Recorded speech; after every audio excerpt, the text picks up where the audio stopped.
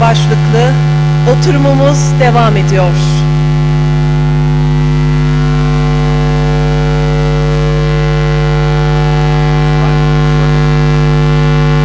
Hello? Yeah. Welcome back. Thanks again, Levin, for this brilliant presentation. Very, very interesting on how you were successful in driving internationalization at your corporation. And you already were elaborating a little bit on values or virtues that are essential in or has been essential in your organization, such as innovation, for example. Which were the core values at your corporation that did support the internationalization and the global success? Because your company is one of the most admired companies, not only in Turkey but in the whole world. Can you elaborate on that a little bit? Thank you, Mark. Şimdi Arçelik Koç Holding'in bir iştiraki. Koç Holding uzun süredir Türkiye'de en itibarlı şirket seçiliyor. Şirketlerden, sektörlerde, aynen bireylerden beklenenlere veriyor, itibar söz konusu olduğu zaman bu vasıflara sahip kurumlar daha çekici, daha güvenilir oluyor. Bu kurumlarda daha fazla çalışma isteği söz konusu oluyor. Bizim bu Koç Holding olarak değerlerimize baktığımızda öncelikle ülkemizin geleceğine çok inanıyoruz ve güveniyoruz. Kurumsal kültürümüz gerçekten en önemli çıkmalarımızdan biri. Topluluğumuzun 90 yılı aşan tarihinde zamanın ruhunu her dönem doğru okuyarak ama evrensel değerlere, kurumsal değerlerimize bağlılıkla ilerliyor olmamız, bu referansları hiç kaybetmeden pusulamızı hiç şaşırmadan devam edebiliyor olmamız bence bu itibarın arkasındaki kuvvetlerden bir tanesi. Diğer taraftan her türlü koşulda cesaretle yatırım yapmaya devam ediyoruz. Çünkü uzun vadeli bakıyoruz. Belki bunun arkasındaki önemli güçlerden biri halen Koç Holding'in %70'den fazla hissesinin Koç ailesi tarafından kontrol ediliyor olması. Bu bize profesyonel yönetime şöyle bir rahatlık sağlıyor. Hiçbir zaman çeyreklik veya yıllık performans baskısı altında çalışmıyoruz. Elbette ki söz verdiğimiz performansı yerine getirmek için, sonuçlandırmak için çok gayretle çalışıyoruz bütün ekibimizle. Fakat her zaman uzun vadeli değer yaratmak daha öncelikli hedefimiz. Ülkemiz için, faaliyette bulunduğumuz diğer ülkeler için ve dünyamız için değer yaratmak uzun vadeli esas hedefimiz. Her zaman daha iyisini yapmak üzere kurgulanmış bir topluluğuz. Her zaman yani çıtayı daha ileriye taşıyoruz. Dünyadaki gelişmeleri çok yakından izliyoruz ve bu değişime sadece ayak uydurmak değil, değişime öncülük etmek hedefiyle hareket ediyoruz. Bu büyük bir sorumluluk. Kocaman bir topluluk, 97.000 kişiden oluşan büyük bir topluluğuz. Türkiye'de ve yurt dışında çalışan arkadaşlarımızla. Şu da önemli, hiçbir zaman iyimserliğimizi kaybetmiyoruz. O liderlik misyonuyla iyimserliğimizi kaybetmeden kararlılıkla yatırımlarımıza, çalışmalarımıza devam ediyoruz. Toplumsal kalkınmayı bir bütün olarak görüyoruz. Sadece ticari başarının yeterli olmadığını ve olmayacağını biliyoruz. Vakıflarımızla, sağlık, eğitim, kültür alanındaki çalışmalarımızla, okullarımızla, üniversitemizle, hastanelerimizle, müzelerimizle toplumsal kalkınmaya her yönüyle destek olmaya çalışıyoruz. Tabii bu değerleri çağdaş ihtiyaca göre de zenginleştirip güncel tutmaya gayret ediyoruz.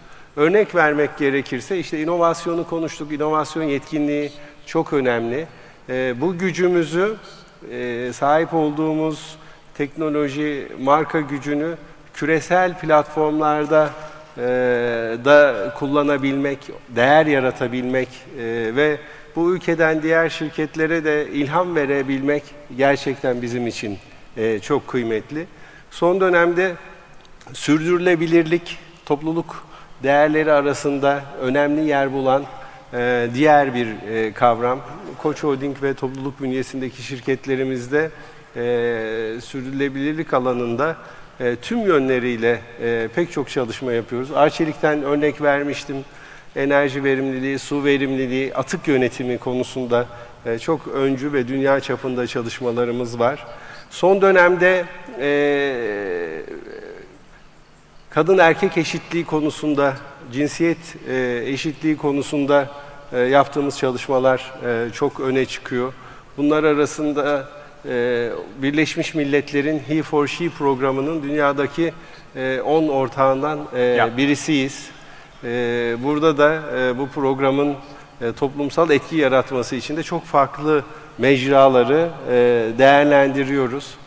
Markalarımızdan Grundig'le yaptığımız bir işbirliği yiyecek israfının önüne geçmek amacıyla dünyada yiyeceklerin 1/3 maalesef sarf ediliyor, ziyan ediliyor, kaybediliyor. Bu konuda dünyanın en önemli şeflerinden İtalyan Massimo Bottura ile yaptığımız bir işbirliği var. Food for Soul programı. Amacımız da, programın adı, amacımız da işte bu programla yiyecek israfının önüne mümkün olduğu kadar geçmek, bu konuda dikkat çekmek ve bilinci arttırmak. Great.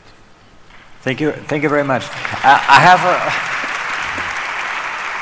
I have a subsequent question on that. And how far do you think are those kind of values, and also the new values you highlighted, so diversity, for example, and how far are they important in attracting also young and new talent to your organization?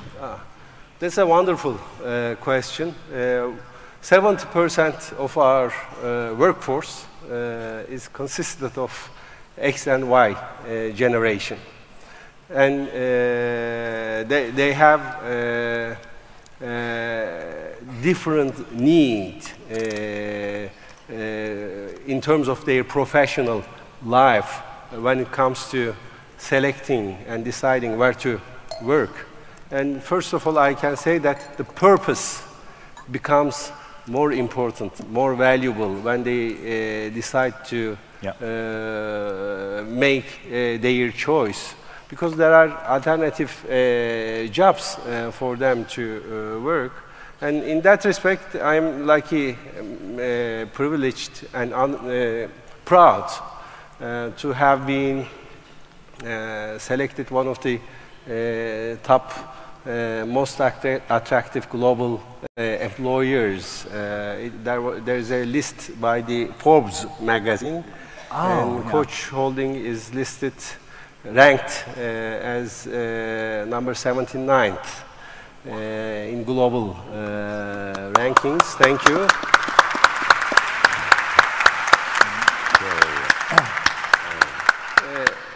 Those values are very, very important for the talent to be attracted to the organization and to be retained, to retain there. In addition to that, I have to also emphasize that the more we grow, the higher the brand value gets in the international markets. The talent that we attract becomes stronger, higher, more different in different aspects. And when I visit our offices in international markets, I notice the newcomers. I try to get engaged with them, try to understand their background, their objective to join us, and I really get very excited when I get to know the new talent that we are able to attract to our organization in international markets, but also in Turkey. Thank you. Perfect. Thank you very much. May I just ask a question? Sure. We talked earlier to the group about going digital if you're in marketing. It's, to what extent is that your view that we, and are you, you know, like we said, Procter Gamble was 30% digital and so on. I don't need to know the statistics, but is it important to go digital for firms in Turkey? It is important, and it is essential, even vital for the companies, also in Turkey, to go digital. And the share of the digital in our total marketing spending has been increasing year by year. And again, in that space also, the talent in Turkey is very highly talented, experienced, and it's another comfort for me as a professional manager to see that how the talent are developing themselves in new innovative areas and spaces. Is AI going to be very important in your company too? Exactly. It's another aspect. Since 2016, we have been running a digital transformation program across the group. You can imagine it is very difficult to achieve and manage the digital transformation in a single company, but we wanted to manage that across the group because we wanted to benefit from the group synergies. And we have focused on AI, advanced analytics, deep learning, machine learning, blockchain, in Industry 4.0, mobile, Internet of the Things. Therefore, in these different areas, we have identified more than 300 projects, prioritized those projects. Some of them have been already finished, resulted. And it is one of the most important topics in my agenda. AI is, of course, important part of that program. For example, it's obvious for the bank, for a consumer company to use AI in their operations. But I will give you a different example. I have given a task to our oil refining business, Tüpraş, which is the largest private entity in Turkey, to become a center of excellence in data analytics, including AI. Because we have thousands of sensors, receptors in the refineries. Oil refining is a chemical process. I'm not a chemical engineer. For me, it's a huge data optimization process. And the scale is huge. When you extract smaller efficiency in a very specific process, you get a very big result in the bottom line. So, for example, in like preventive maintenance, we have been applying AI, machine learning, and the benefit has been so far very, very good. It requires a cultural transformation. It is not easy, as you can imagine. The biggest challenge is the success. What I mean by that, it is the existing success. All the group companies are either number 1 or 2 or one of the top 3 companies in their respective sectors in Turkey. Therefore, it is not obvious to feel the need for the change, for the transformation, to invest in the future. that is what we have achieved, and I'm very proud of that. Great, fantastic.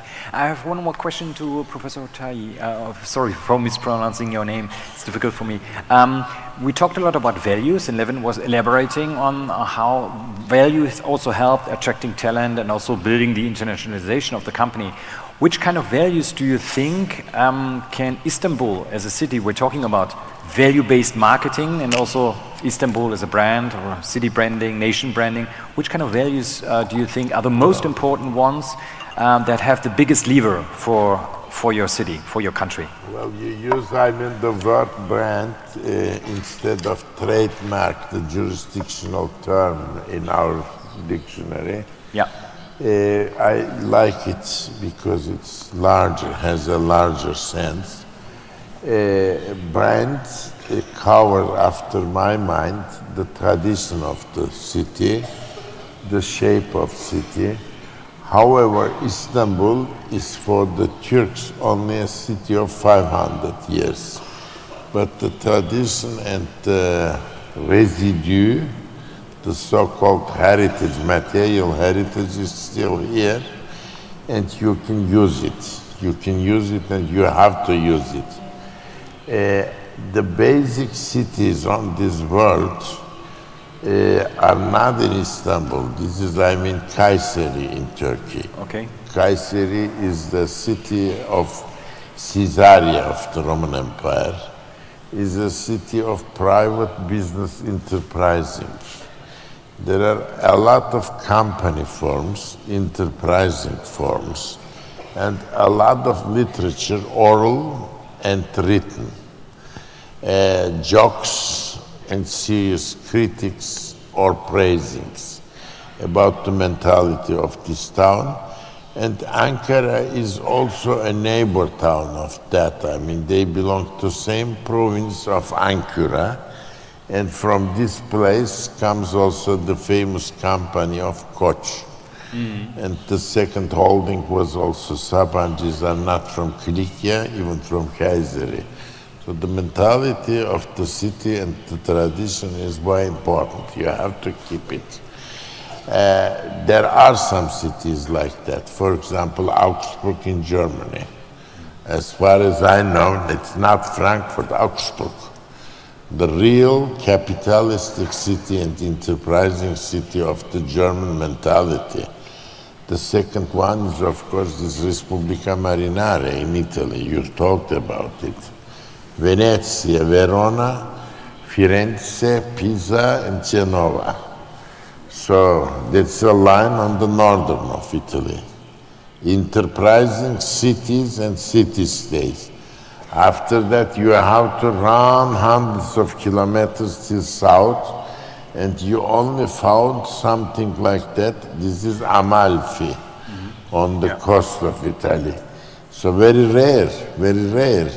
In whole of Balkans, you have maybe Gobrova, not even that, but a Voskopoj. Voskopoj was a private enterprising town on the mid of Macedonia and Serbia, and was very important town till the time of course, world communism. There you can't talk anymore about this private enterprising. And in Turkey, Caesarea. And if you run away, then Tabriz and Isfahan in Iran. These are cities who created the world. For example, for Isfahan, they say Isfahan is Jihan. Isfahan is the half of the world. Okay. Not because of the monuments, enterprising activities, money.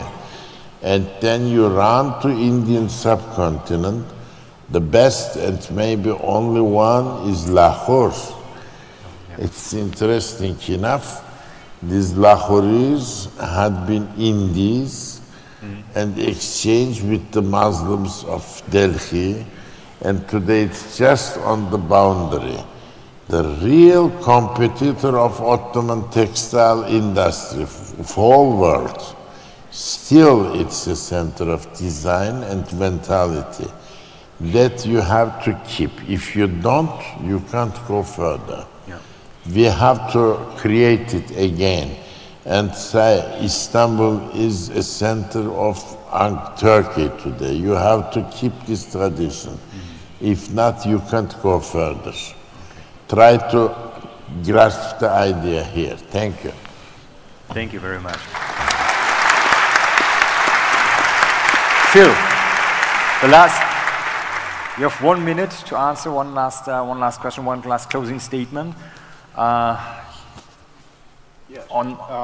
on branding. Yes, in this short time, I would like to stress something that you and I just talked about earlier, and that is, if Turkish companies should go abroad, do you all know that the ministry in Turkey has a group of experts to help companies that are ready to go to Poland, ready to go to maybe even Indonesia or wherever. And that's a good sign that you shouldn't be blind when you enter a country. You should get expertise. And I believe that ministry is set up to do the research for you.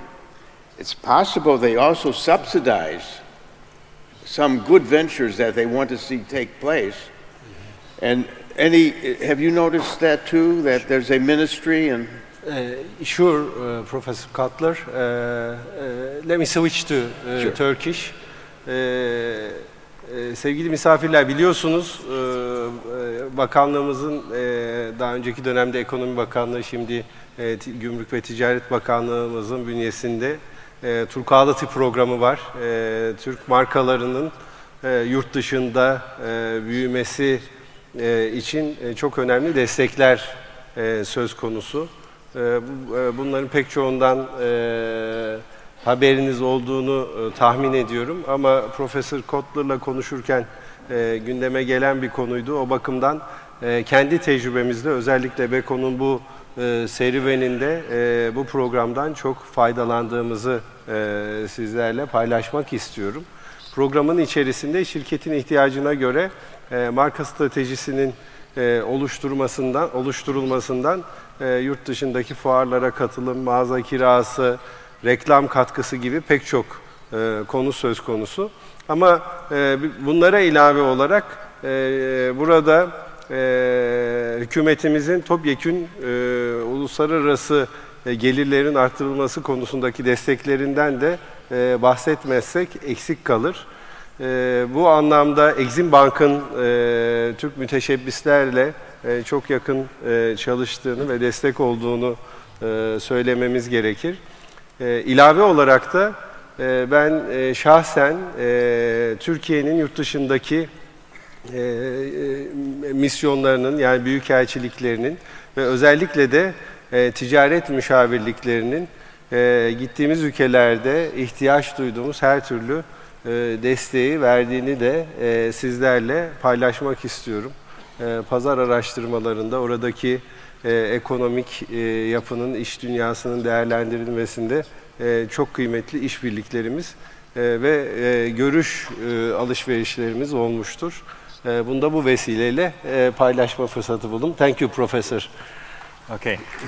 Thank you very much, gentlemen. Levent. Thank you. Thank you very much. Thank you. Thank you, Levent. Thank you very much. Thank you. Pleasure.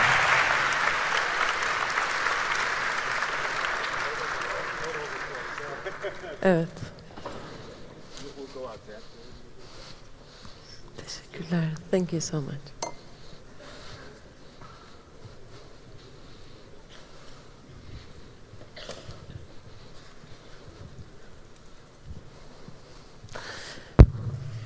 Çok teşekkür ediyoruz değerli konuklarımıza bu güzel panelden ötürü. Ve World Marketing Summit İstanbul, Profesör Dominic Hansens'ın inovatif markalarının oluşumunda İstanbul markasının önemi başlıklı sunumuyla devam edecek. Now, I would like to invite Professor Dominic Hansens to the stage to give his speech.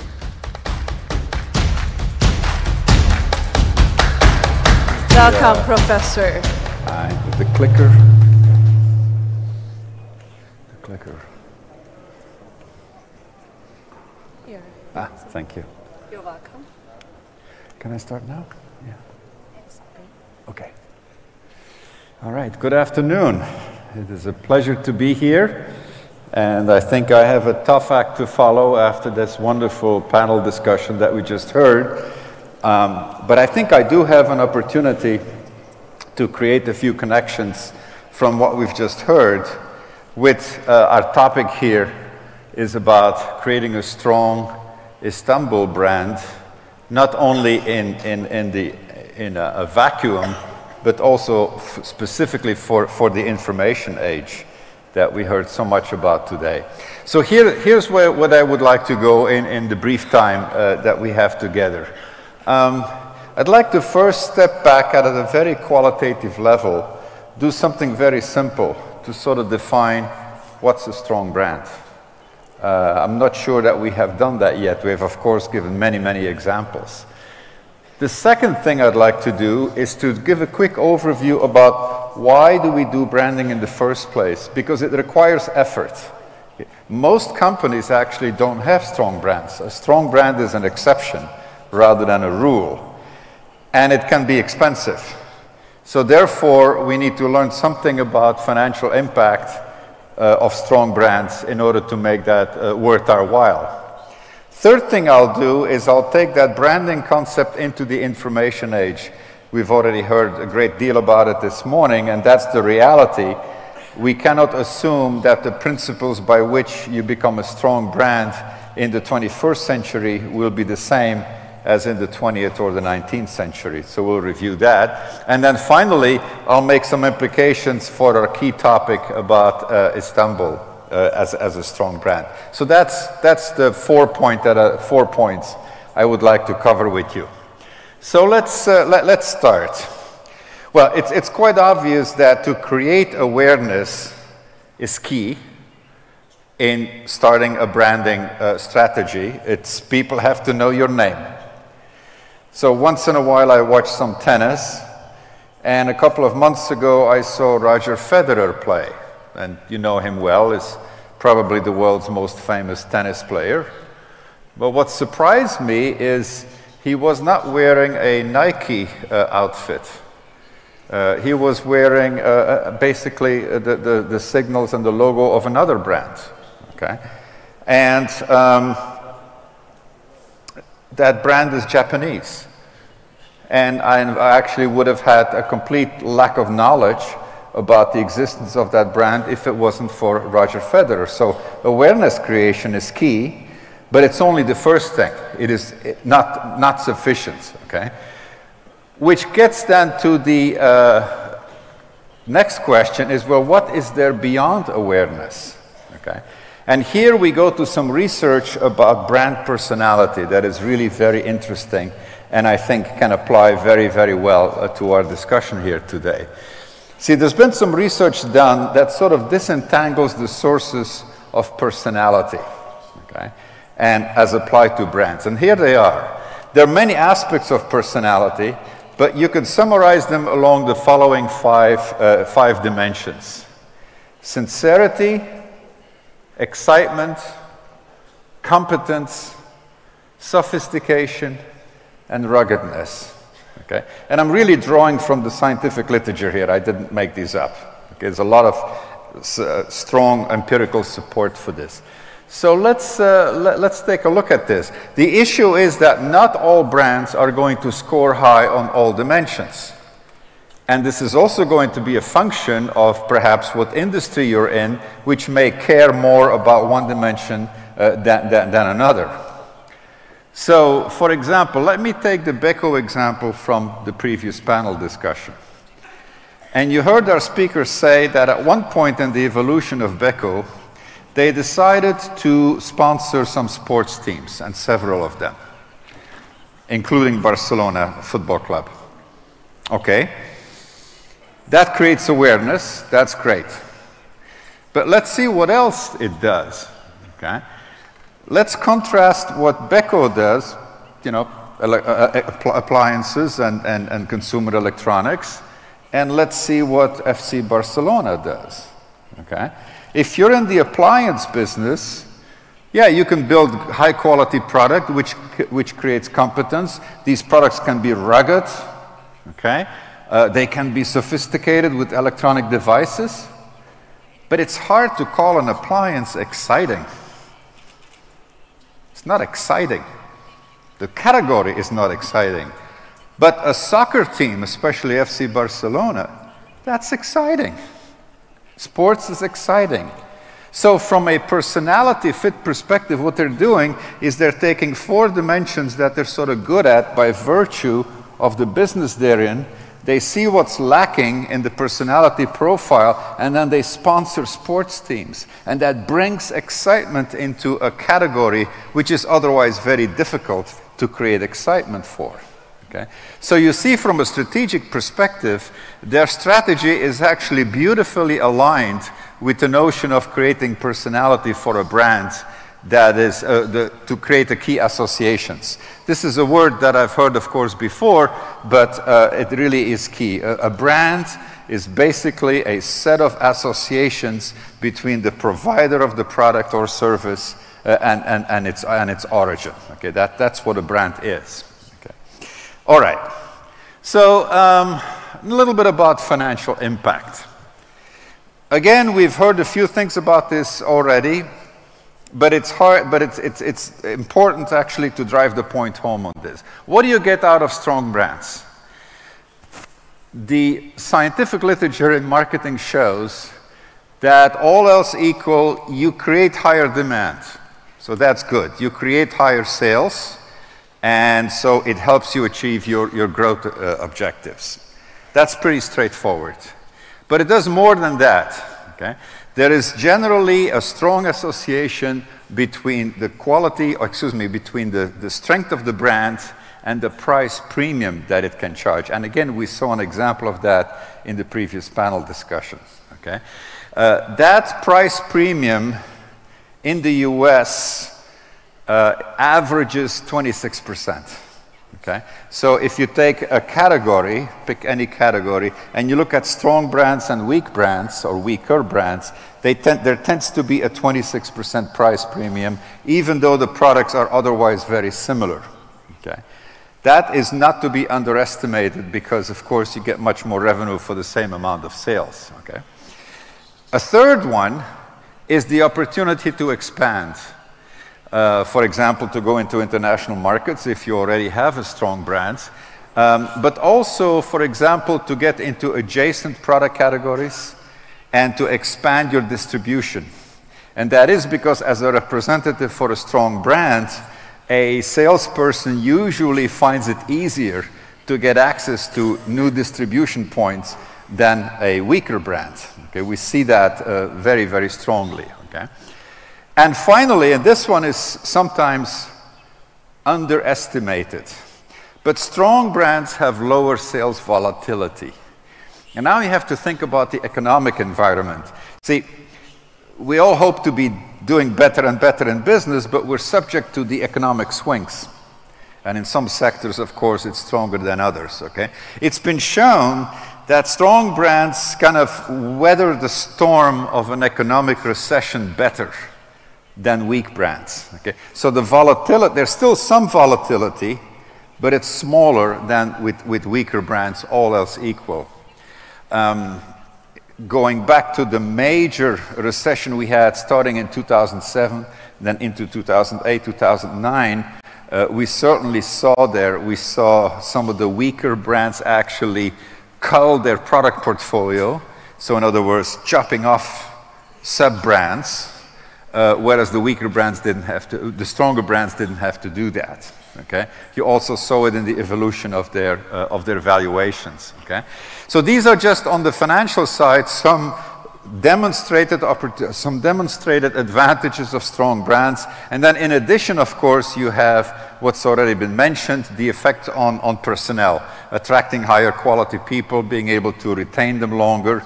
Also access to capital markets, venture capital, brand funding, that sort of thing.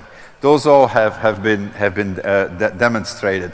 I'll give you an example of something I read about just just yesterday that I was not aware of, and it relates also this morning to Professor Kotler's introduction around having a mission and a sense of social responsibility in our companies. I've just read that a lot of young people in the US, young engineers, young MBAs, etc., they really like the idea of working for Tesla. Okay.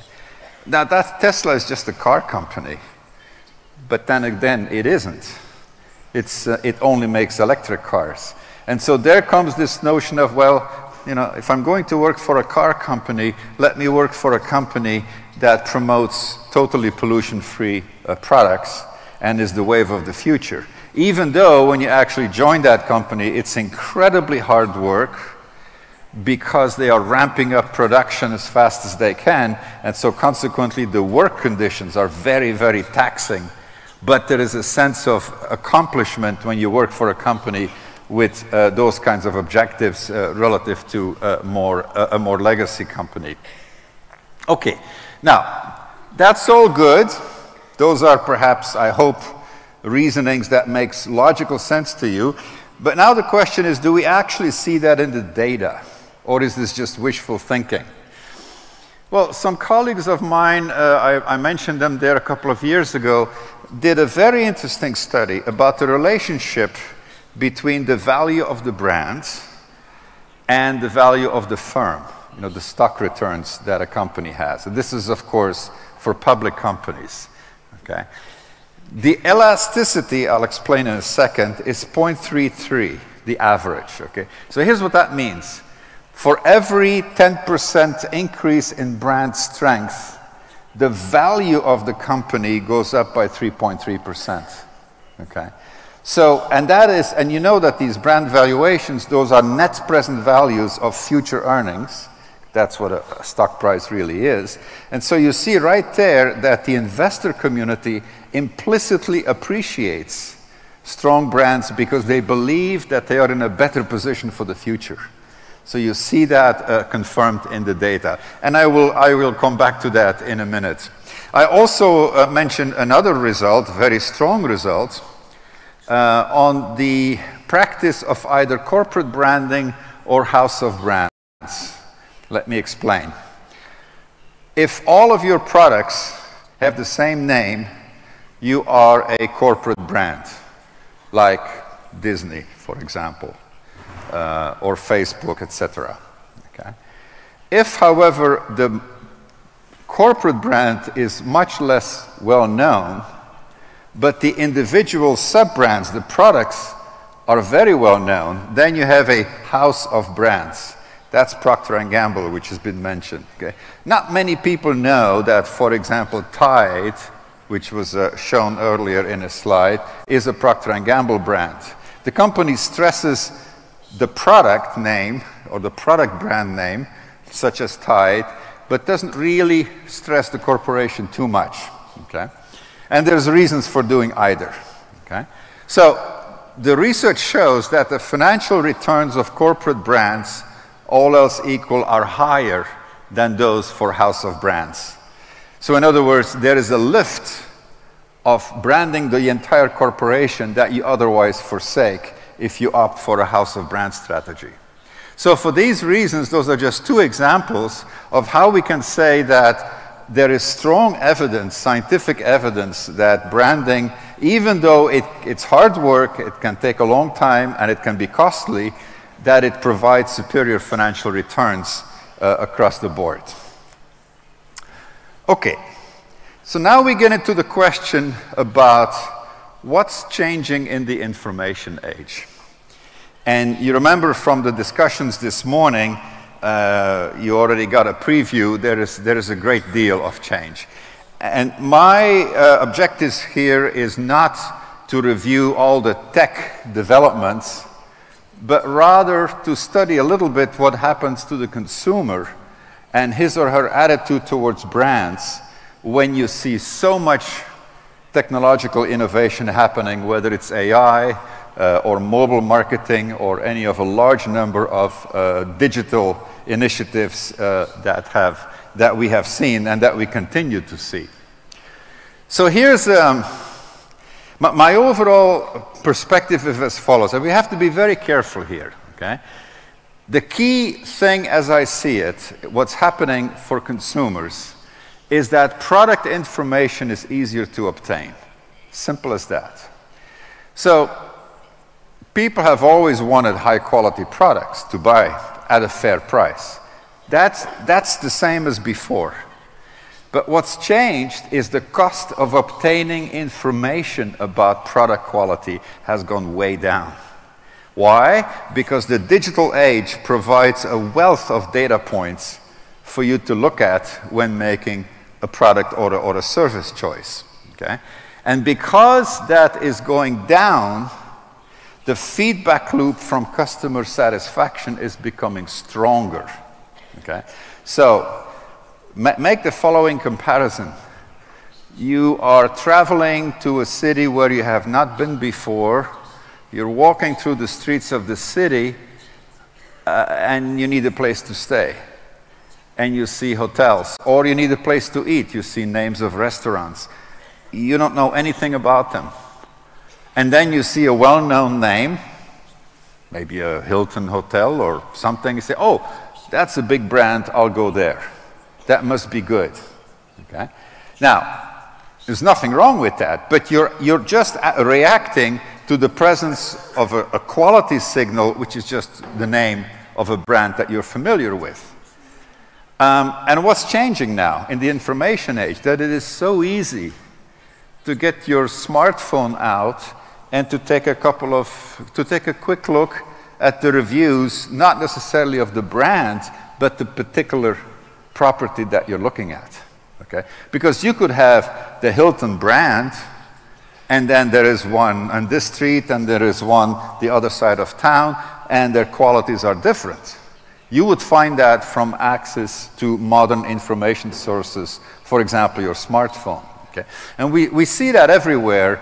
The fact that the cost of obtaining quality information is going down, that is what's changing people's behavior in a direction of being more product-focused, and therefore being satisfied with the product becomes a key ingredient for future purchases and for positive word of mouth. Okay. So, again, that's an idea, a principle that I hope you agree with, but let's see if that this is actually true by looking at the real world. So I have a couple of data points on that. The first one is a colleague of mine at the University of Michigan, Klaas Fornell, and he has worked for many years with something known as the American Consumer Satisfaction Index. So he just simply surveys people, lots of them, ongoing, about their satisfaction with various products under different brand names across industries. It's a huge enterprise, by the way. And I think 4 times a year he publishes the results. Okay. So now you see that, for example, in the computer world, Hewlett-Packard is up and Dell is down, and in customer satisfaction. And in the automotive world, Volkswagen is up and Citroën is down, whatever. Okay? Well, these data are public. They're public information. You can actually take a look and see how these companies are doing in the stock market as a function of those customer satisfaction indices. So he built a little index fund on that, a hedge fund. It has the simplest rule ever, okay? If the satisfaction index goes up, buy. If the satisfaction index goes down, sell. You know, you can program that into a computer very easily, okay? And so he creates a portfolio and follows an investment portfolio and follows it for 15 years. So this is not a sample of 3 months or something. This is 15 years, including the big recession of 07-08. It's in there, okay? So then he compares that to having a portfolio, like many of us have, of just the stock market indicator. And the largest one in the US is called the S&P 500, so it has 500 firms in it, okay? If you had invested in the S&P 500 over a 15-year period, your return would have been about 31%. It's actually not very high, but that's because the S&P took a big dip in 2008 and then went back up. But if you had taken that hedge fund with just looking at customer satisfaction, ignore everything else, your cumulative return would have been 518%. Okay.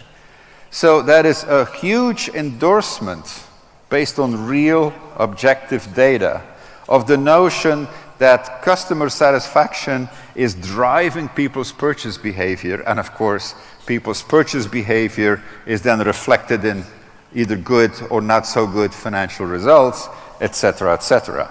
Okay, so one data point. Okay. A second data point is from the same study that I mentioned 5 minutes ago, where we take a look at not only the effect of brand assets on the stock value, but also customer assets, like customer loyalty, customer satisfaction. And there are these elasticities. Okay? You've already seen the one for brands, it's 0.33. But now I'm comparing it to the one on customer assets, and it is 0.72. Okay? So we need to think through what that means. So first of all, brand is still very, very important. A 0.33 elasticity is very strong.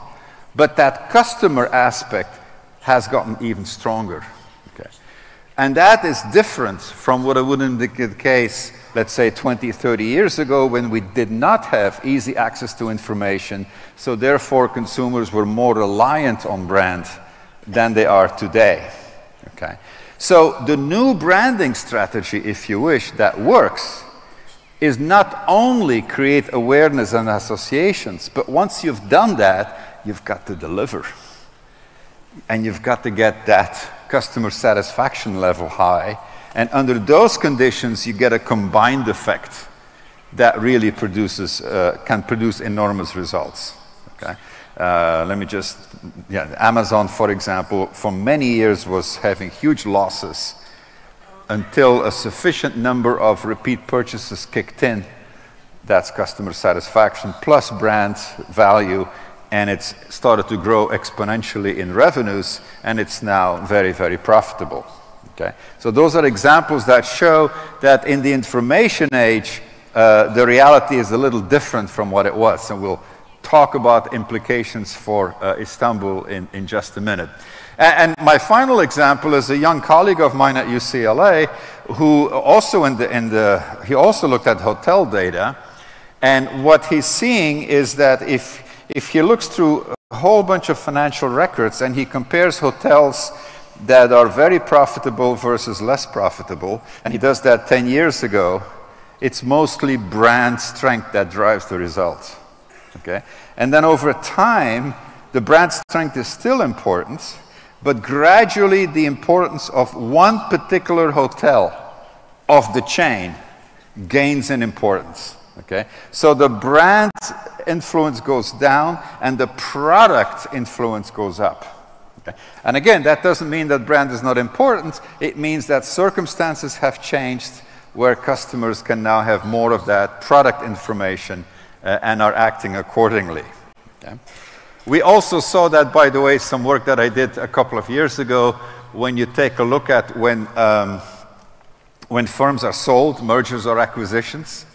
When there's a merger or an acquisition, the accountants, the specialist accountants, actually break down the purchase price into the value of the brand and the value of the customer value, of the customer base.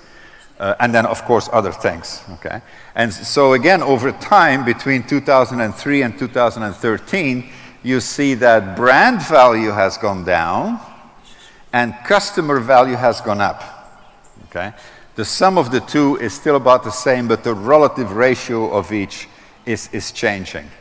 And I have to say that at least in the US, just the last 2-3 years, I'm starting to see more reaction in industry on that. More focus on, for example, what is the lifetime value of a customer? Well, how do you create lifetime value of a customer? A, by acquisition, and brand is very important there, and B, by retention. But retention is much more a function of customer satisfaction than it is of brand affiliation. So that's how the two work together in terms of creating value in the current market environment. Okay, so what are the implications for our topic today of the global brand value of Istanbul or the companies that operate here? The first one is, Istanbul needs a brand personality. It has a rich history. It has an amazing location. It is where East meets West. It has the wonderful attributes that we have already talked about. Okay? But how does that connect to the personality dimensions that I mentioned in my first slide? Okay? I have not been able to research that, and I hope that the Chamber of Commerce, who's obviously and for good reasons behind this effort, takes a look at that and see what are really the dimensions of personality where Istanbul excels, and where are the dimensions, because you can't excel on everything, where Istanbul is maybe average and needs some help from other sources. Okay, so that is a first area of implication, I would say. The second one is the importance of brand consistency. Once you have a brand, you have to be consistent with the brand message. I'll give you two counterexamples. I'm pretty sure you know the French brand of sparkling water, Perrier. It's been around for a long time. It's a strong brand. Perrier is successful in the United States, but sometime in the 1990s, I forgot exactly when, there was a problem with a filter in the factory, and this is well water, okay? And they found traces of benzene in the product. Now, it was not poisonous, but it was sufficiently alarming that the Food and Drug Administration in the US ordered, okay, you have to fix this problem, and you have to pull all of the products off the shelf. Okay, so the brand was removed from the shelves in all American stores for 4 months. That's 4 months, that's it. 4 months later, the problem was fixed, the product was back, okay? 3 years later, the brand had only achieved half of its sales that it had prior to the removal, okay? So what had happened, okay? You had a successful brand that suddenly is taken away from the market only for 4 months, and you have a healthy competitive system, and meanwhile other brands had jumped in, and then when the brand comes back, it did okay, but only half as good as what it was before the removal. Okay? So that shows that the consistency is, in this case, consistency of availability of the product is important. Okay? The second example is one I was reminded when Professor Kotler in the earlier session picked one country as an example. He picked Belgium. Now, it turns out, even though I teach in California, I am actually from Belgium originally. So I got a little bit worried. I said, what is he going to say about Belgium? Okay. And of course, he said, as most people would say, that it's very hard to point to things that we all know about Belgium. He did get it right. We do have a king. Okay, so we got that right. Okay. But what's one of the problems with Belgium?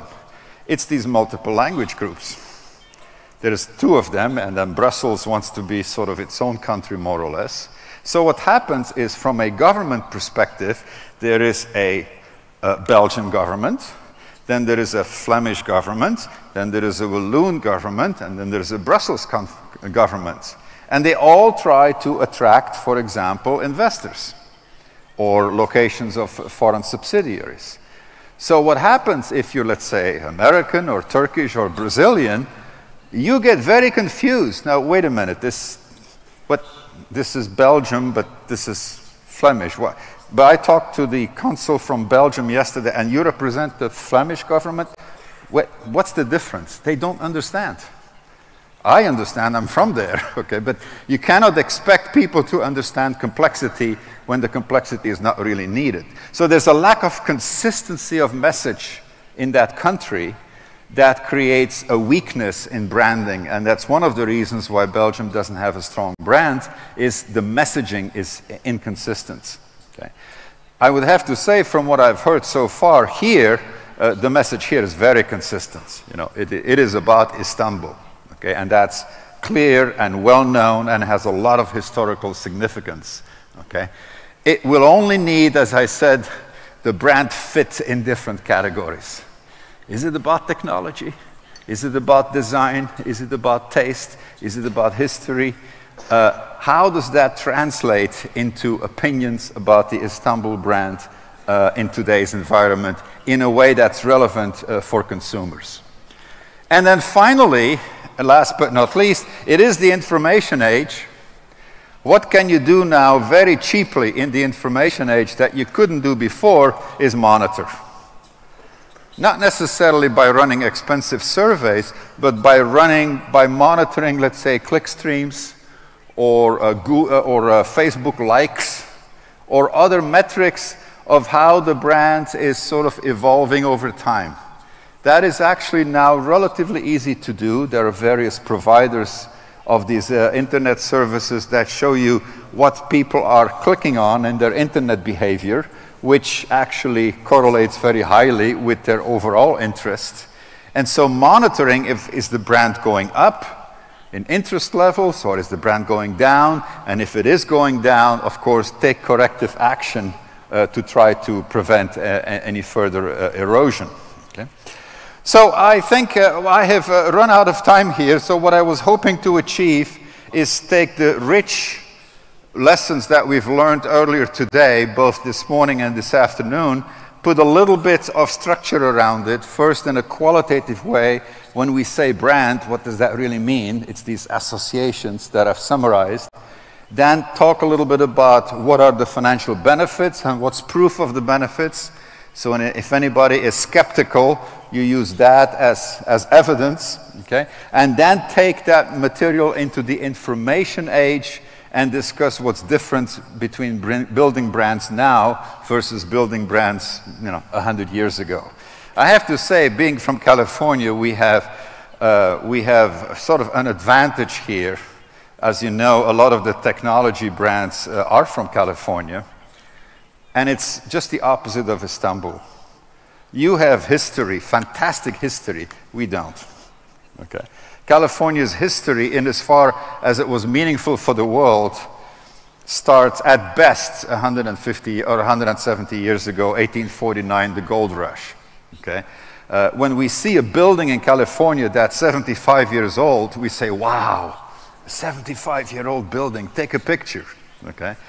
But it's our lack of history, in a way, that gives us this flexibility to say, let's try this, let's try that, because we don't have much background to rely upon. Okay? So what's an advantage in one case, in this case, is very, very different from yours, and by the same token, you have tremendous sources of brand connections that can provide a beautiful platform for marketing into the future.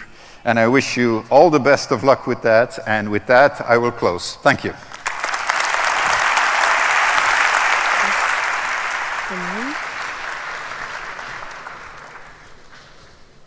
Thank you, Professor Hansens.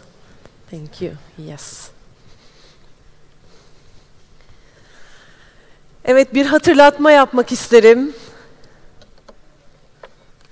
Programımız tamamlandığında kayıt bölümünden isminize özel hazırlanan sertifikalarınızı, katılım belgelerinizi alabilirsiniz.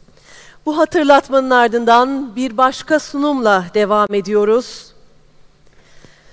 Profesör Mark Oliver Opresny'yi davet ediyorum. Küresel şehir markasının şekillenmesinde dijital pazarlamanın gücü başlıklı sunumunu gerçekleştirecek kendileri. Welcome again, sir. Yeah, thank you very much. You're welcome. So, it still says 40 minutes. That's great. Hello.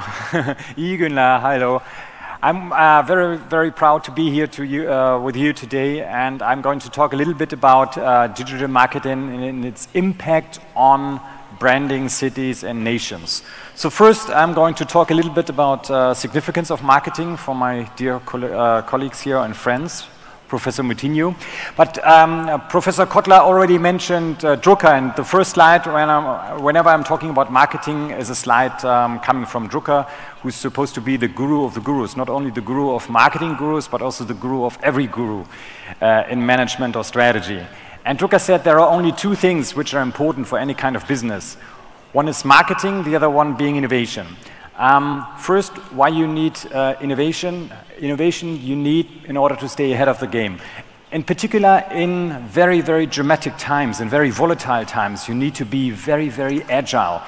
And innovation means not to be innovative one time and then you stop moving, because that is a big mistake, right?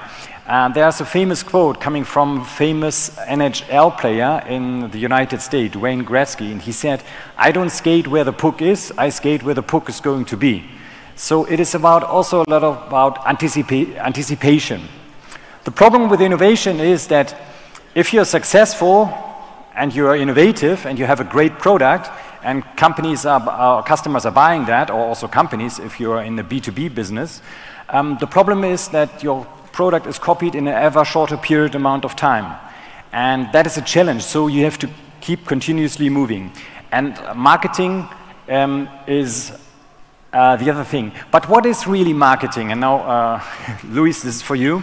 That's a running gag between Professor Luis Moutinho and myself, because I'm still talking about push and pull marketing. Because whenever we are working with so many Fortune 500 companies, and with Apple and Nike and BMW and those kind of corporations and Unilever, and even those professional marketing companies, they are always saying, yeah, we are doing marketing all the time, and we have very nice ads, and we have very nice flyers and commercials, etc., etc. And recently we've been visiting a huge builder of German luxury cars in southern Germany, and they've been showing us a new kind of concept car.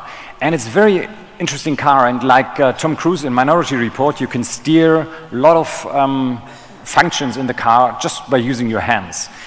And I was asking the designer, the professor who did that, and the engineers, oh, this looks very complicated. And they said, oh, yeah, it's very complicated, and the car can do everything you want it to do.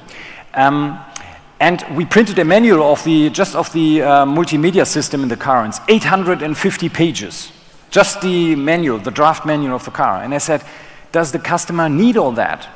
And he replied, and there was a head of engineering at a big automobile company. He said, I don't care whether the customer needs it or not. Well, we are building it, we are making it work, and the salespeople and the marketing people, they have to sell it. And that's often the problem, because that is what we call a sales approach. A sales approach means companies are using products and then they're trying to sell it. So they produce products and then they're trying to sell them. We call that a push approach, right, Luis? But much more effective is it if you don't focus on your products you're already building, you're already having in your portfolio, but you're looking at customer demands and more specifically customer problems, and then come out with solutions.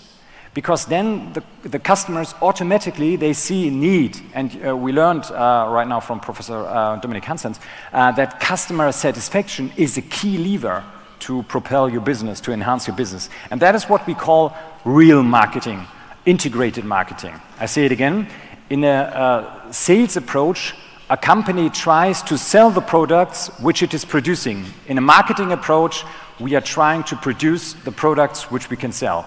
That's the difference. So although all companies are claiming that they're doing marketing, we believe majority of companies actually do not. And what is the challenge?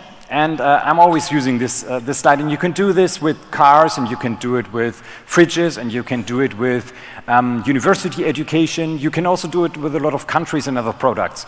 Products are more and more alike. They are more and more homogeneous. Why is that? Because also design-wise, every kind of feature or technical characteristic of a product that works fine is copied in an ever shorter period amount of time. In 2011, Apple was the first one to come out with a Siri. And then everybody said, oh, Siri, who needs Siri? But then customer liked it, and Cortana was added, Bixby was coming to Samsung, etc., etc. So it's all copied. And in addition, we have another challenge. We have this information overflow. We learned that from Luis, looking at the slide, that the information, the data is exploding. So we have this information overload. So it is very, very difficult to stand out of the clutter, so to be perceived as being different. So how can you achieve that? Basically, there are only two levers you can push to achieve a sustainable competitive advantage.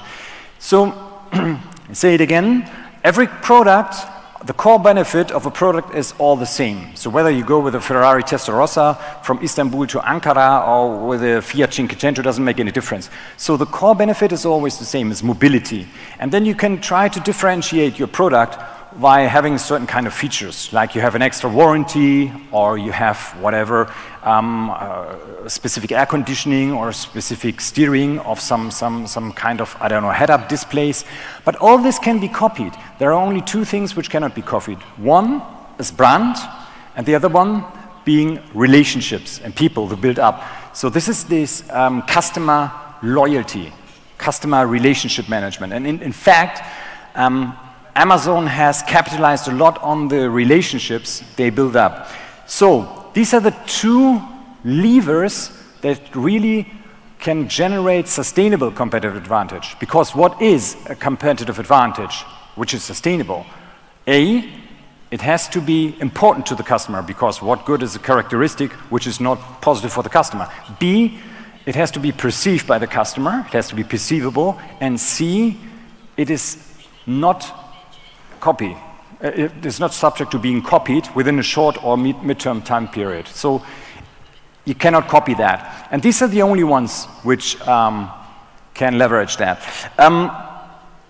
Interesting, I learned that a lot of people are coming from small, medium-sized enterprises, in particular in the B2B, business to business, but also in B2B, social media is playing a more important role than ever before when it comes to product and service selection. So we see here that a recommendation by friends or online consumer reviews, they have a stronger impact on the choice of customers than any kind of ad or any kind of billboard. And for example, you can see here for traveling, if you're talking about city branding, that about 1/3 of all the travelers were at least influenced by comments from people in their social network when making travel decisions. So here you can see already that also social media, digital, is a very, very strong lever in powering and enhancing communication. So first learning, online content has a strong effect on customer buying behavior. Here you can see figures for Germany, and for Germany you can already see that this is the digital. So all, including mobile, has already surpassed classic above-the-line communication. So it is becoming more and more important. It always depends, and Faim was asking me the question in the panel discussion, what is the right balance between digital and non-digital and classic? So it all depends on the target group you're aiming for, right? So there's not a generic one. But this is also what Dominic highlighted very, very elegantly and brilliantly in his talk. In the past, there was communication as a kind of a monologue. So a company was talking to customers, but there was hardly any kind of reaction. Some people were writing some letters to the company. Today, we have communication among equals, and tomorrow already we're experiencing that, the customers taking over communication. And a country and city is a brand, like Procter Gamble is, like Nike is, like Burberry is, right? Like Apple is, like Professor Kotler is. We all are brands somehow, right? Or university of Berkeley or whatever, right? All these are brands, and you gave a very pragmatic definition I'm always using as well. A brand is a collection of perceptions in the hearts and minds of the customers. That's actually a brand. And in order to be powerful and very differentiated and distinct, you have to think about what is the core value set you have, you encompass as a nation or as a city specifically.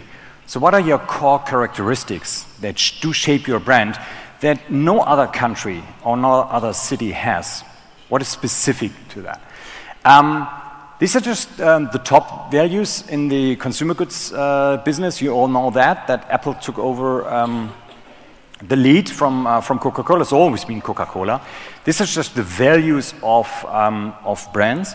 And you cannot find any kind of location here. But there's also research.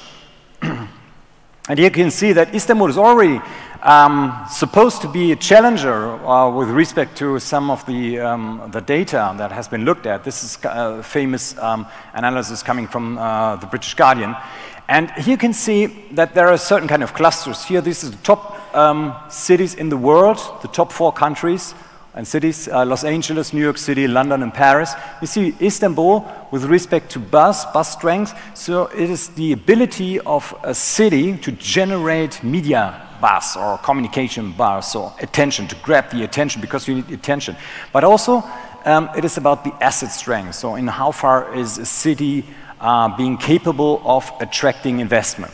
So here you see it already, you're in a very, very good position. And you have to, I think, capitalize on that. How you do that? There's a very nice model we are always using in consulting when we're working with Apple or Adidas or Nike. We use the brand steering wheel. It's a very simple tool. This is the brand competence, who am I? And it's consisting of different kind of dimensions. One is the brand benefit. What kind of offering do I have? What is the functional benefit or psychological or lifestyle benefit? Then the tonality. How am I? So what is kind of relationship characteristic experiences I'm delivering? This is iconography. Oh, Phil was talking about ivory tower, Eiffel Turm. This is all about corporate identity, design, haptics, could be this museum, right? And the other one is brand attributes. So features of the offers, characteristics of the organization. And you can apply this kind of model to a nation, you can apply this to any kind of product, you can apply this to any kind of service. This is a very, very powerful, very pragmatic tool you can use.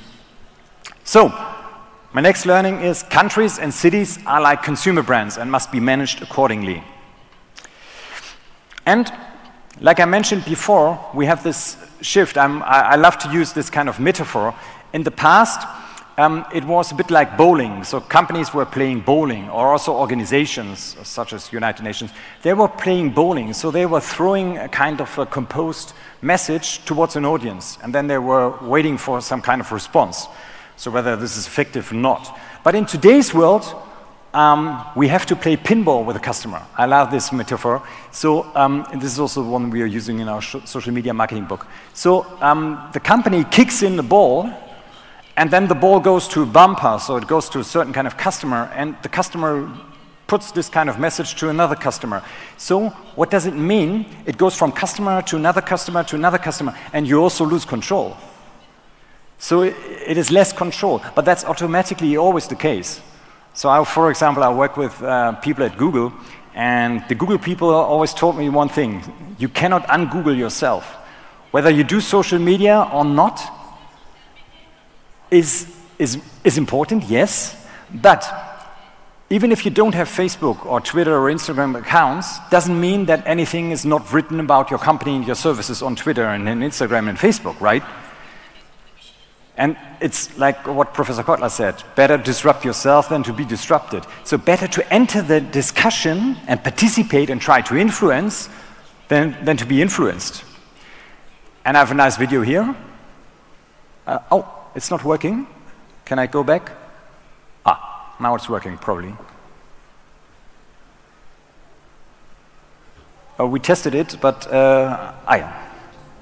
can we turn on the volume?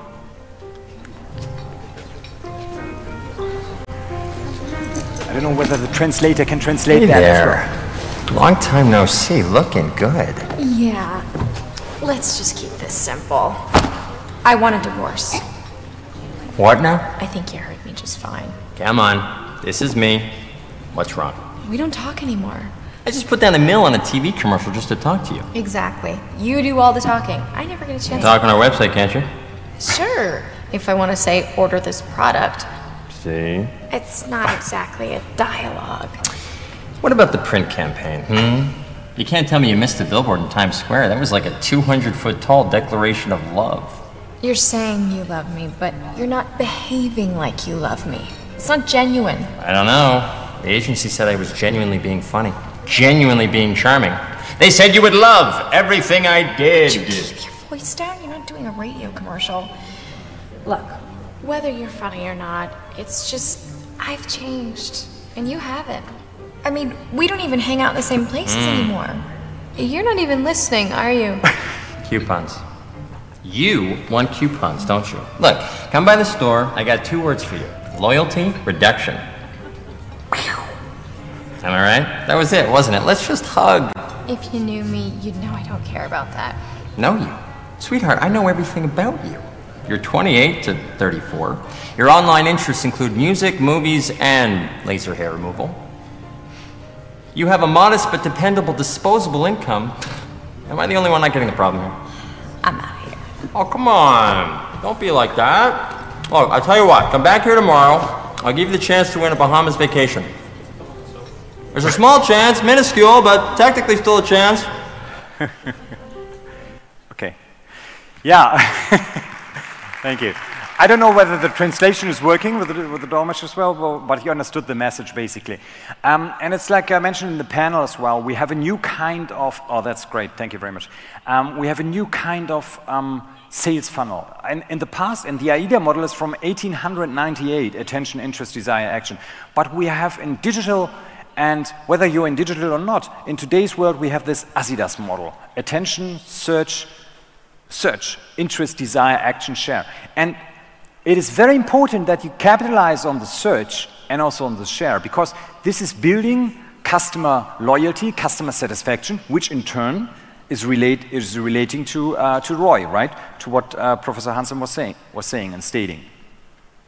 So customers and also tourists as customers and stakeholders, they expect a dialogue. It's not a monologue anymore. I'll tell you one story. There's a significant paradigm shift in consumer buying behavior. But not only when it comes to buying handbags, but I quickly tell you a story I love. Recently we've been having a family at our home, and the little daughter, Sophie, she's 10 years old, and I said, oh, Sophie, it's in 1 week you're having birthday. What do you wish for your birthday? And she said, oh, a Michael Kors handbag. I said, you're 10 years old, you turn to 11. How comes that you wish a Michael Kors handbag as a birthday present? And she, have you seen it on TV? I'm curious, right? You know, I'm talking about marketing. And she's looking at me like that, and I said, nobody's watching TV. Nobody, I said, I know your mom is watching crime series and stuff like that, right? Yeah, but nobody in my class, nobody in my entire class in school. Nobody's watching TV. We are listening to Spotify, and we are watching Netflix and whatever, and we are watching YouTube. And I said, yeah, have you seen it in a magazine? And she said, nobody's reading. I said, oh my gosh, nobody's reading, right? And I said, what makes you go for a Michael Kors handbag?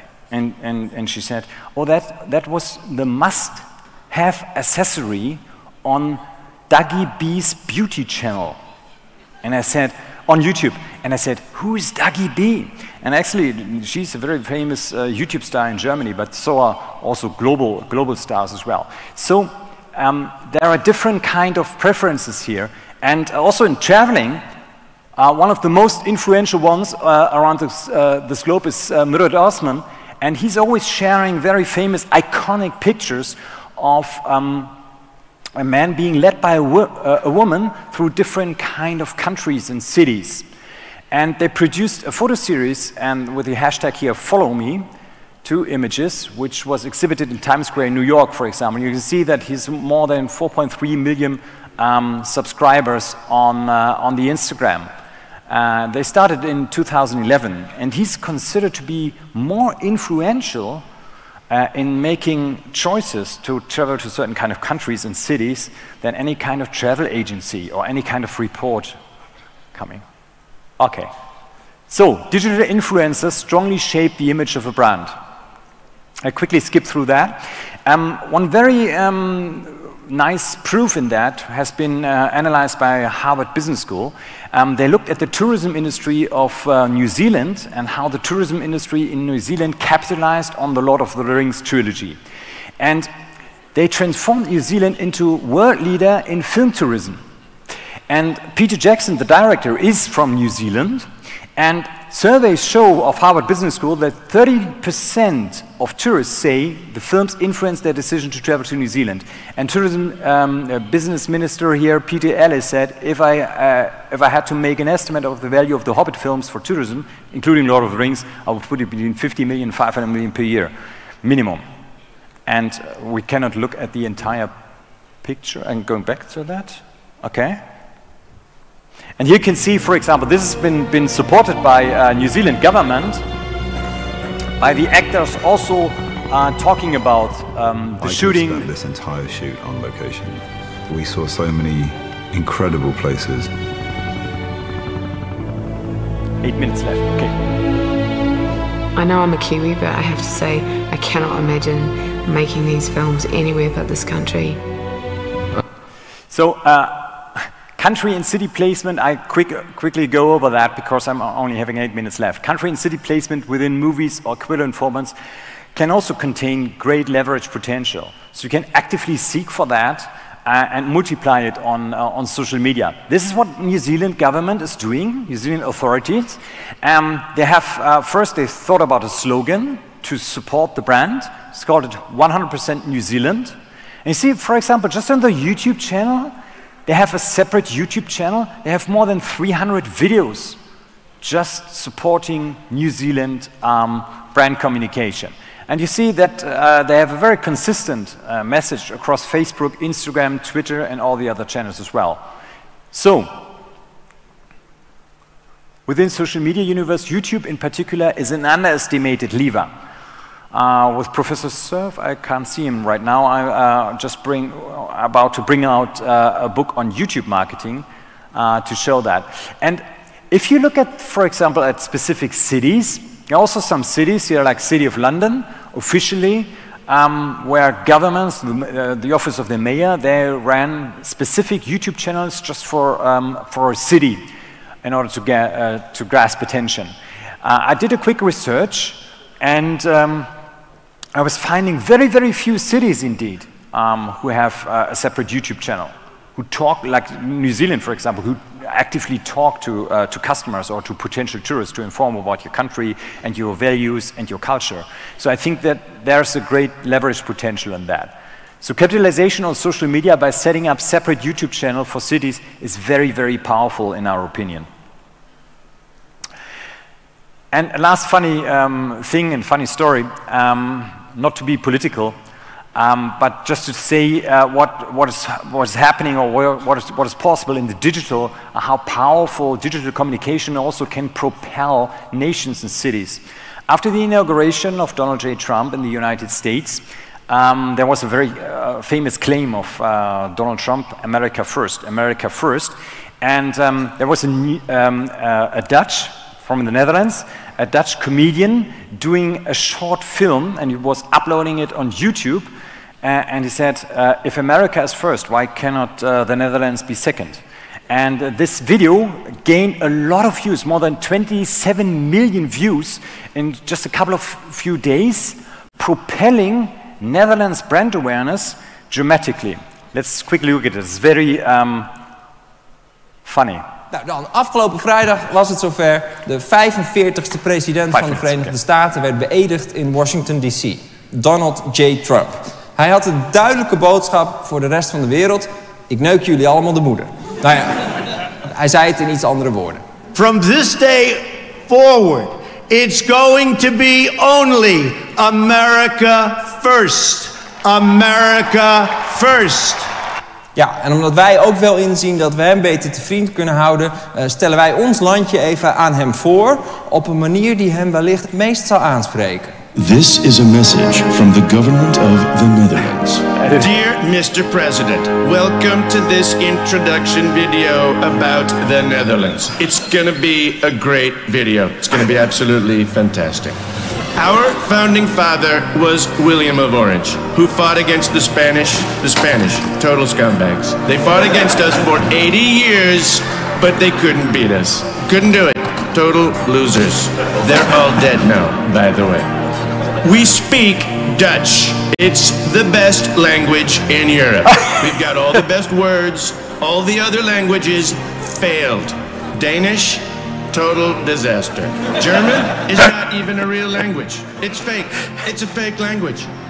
We've got Pony Park Slagharen, which has got to be the best pony park in the world. It's true. They're the best ponies. They are. You can ride them. You can date them. You can grab them by the pony. It's fantastic. This is the Afsluitdijk. It's a great, great wall that we built to protect us from all the water from Mexico. In fact, we built an entire ocean, okay? An entire ocean between us and Mexico. Nobody builds oceans better than we do. This ocean, it is so big, you can even see it from the moon. And we made the Mexicans pay for it. It's true. You've got the Trump Towers. We've got Lee Towers. You would love to sing at your inauguration. Amazing, of course. Gotta love it. We've got Maduro Dam, which is the greatest miniature town in the world. It's great. Well, it's tiny, but it's great. And the squares, they're so small, you don't even need many people to fill them. It's great. This is Gerry Eickhoff. In December, we've got this scandalous tradition of Black Pete. It's the most offensive, the most racist thing you've ever seen. You'll love it. It's great. We also have a disabled politician for you to make fun of. Her name is Jette Kleinsma. She's from the Ministry of Silly Walks. You can do a great impersonation of her. Can't wait to see it. People tell us, very important people, they tell us we've got the best tax evasion system God ever created. It's just unbelievable. You should tell your sons to put all their businesses here. You'll pay no taxes at all. Zero. It's ridiculous. And last but not least, we've got a great, great, great dependency on the United States. It's huge. If you screw NATO, you're gonna make our problems great again. They're gonna be huge. They're gonna be enormous. It's true. Please don't. We totally understand. It's going to be America first. But can we just say the Netherlands second? Is that okay? Thank you for watching and best wishes. We've got the best wishes in the Netherlands. They're great. It's true.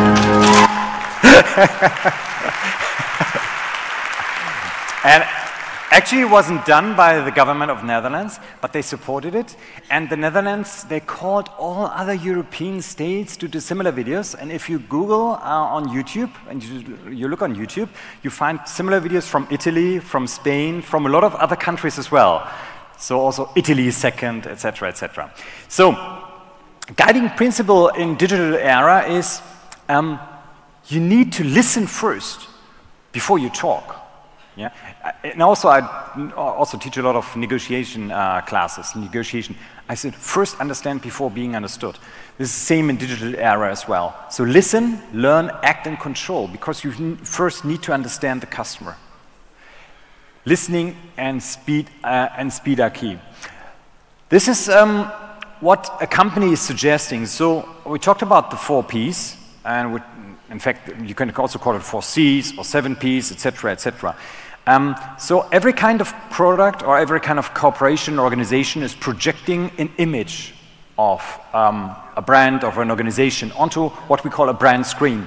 But what is actually important is how is this image being perceived by the customer? And so it's a lot about perception management. I was talking to Omar about that, right? Well, we were talking about that last night when we were having dinner at the fish restaurant. Very nice. And it is also about perception management. How do you want your brand to be perceived? And you can steer that by entering the discussion.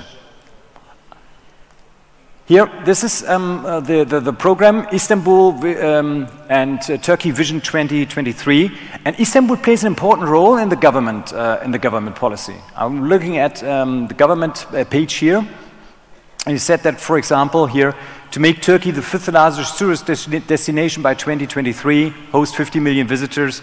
So you can capitalize a lot here on this one. Okay, thanks very much. Teşekkür ederim. Thanks very much for your attention. This book yeah.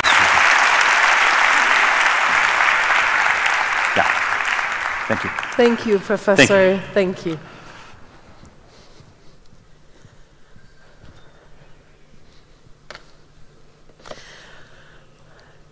Evet değerli konuklarımız, World Marketing Summit İstanbul'a bir panelle devam ediyoruz. İstanbul'dan yeni dünya markalarının çıkmasında pazarlamanın önemi başlıklı panelin moderatörü Ömer Şengüller. Çok değerli panelistlerimiz ise Profesör Philip Cutler, Profesör Moran Surf ve Doktor Şeref Oğuz, kendilerini davet ediyorum huzurlarınıza panel için. Evet, İstanbul'dan yeni dünya markalarının çıkmasında pazarlamanın önemi. Panelimizin başlığı işte böyle. Sayın Şengüler, Sayın Cutler, Sayın Surf ve Sayın Oğuz. Buyurunuz efendim, hoş geldiniz. Hi. Yes, we met. Hi. Thank you. Yes. Thank you. Welcome again. Wonderful.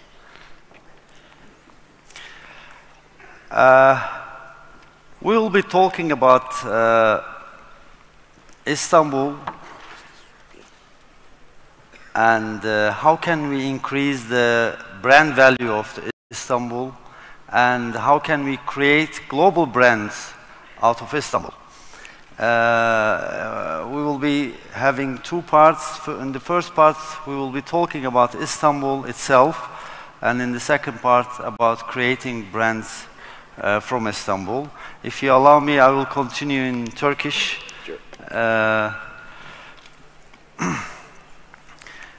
Bugünkü panelimizde İstanbul başrolde olacak. İstanbul'un birinci bölümünde İstanbul'un marka değerini nasıl artırırız? İkinci bölümde de İstanbul'dan nasıl dünya markaları çıkarırız olacak konumuz. Hatta İstanbul olmasından dolayı, bir mega kent olmasından dolayı, 8500 yıllık bir kültüre ve tarihe sahip olmasından dolayı İstanbul'dan marka çıkarmak daha mı kolay, daha mı zor? Onu tartışacağız. İlk sorum size olacak Sayın Cutler.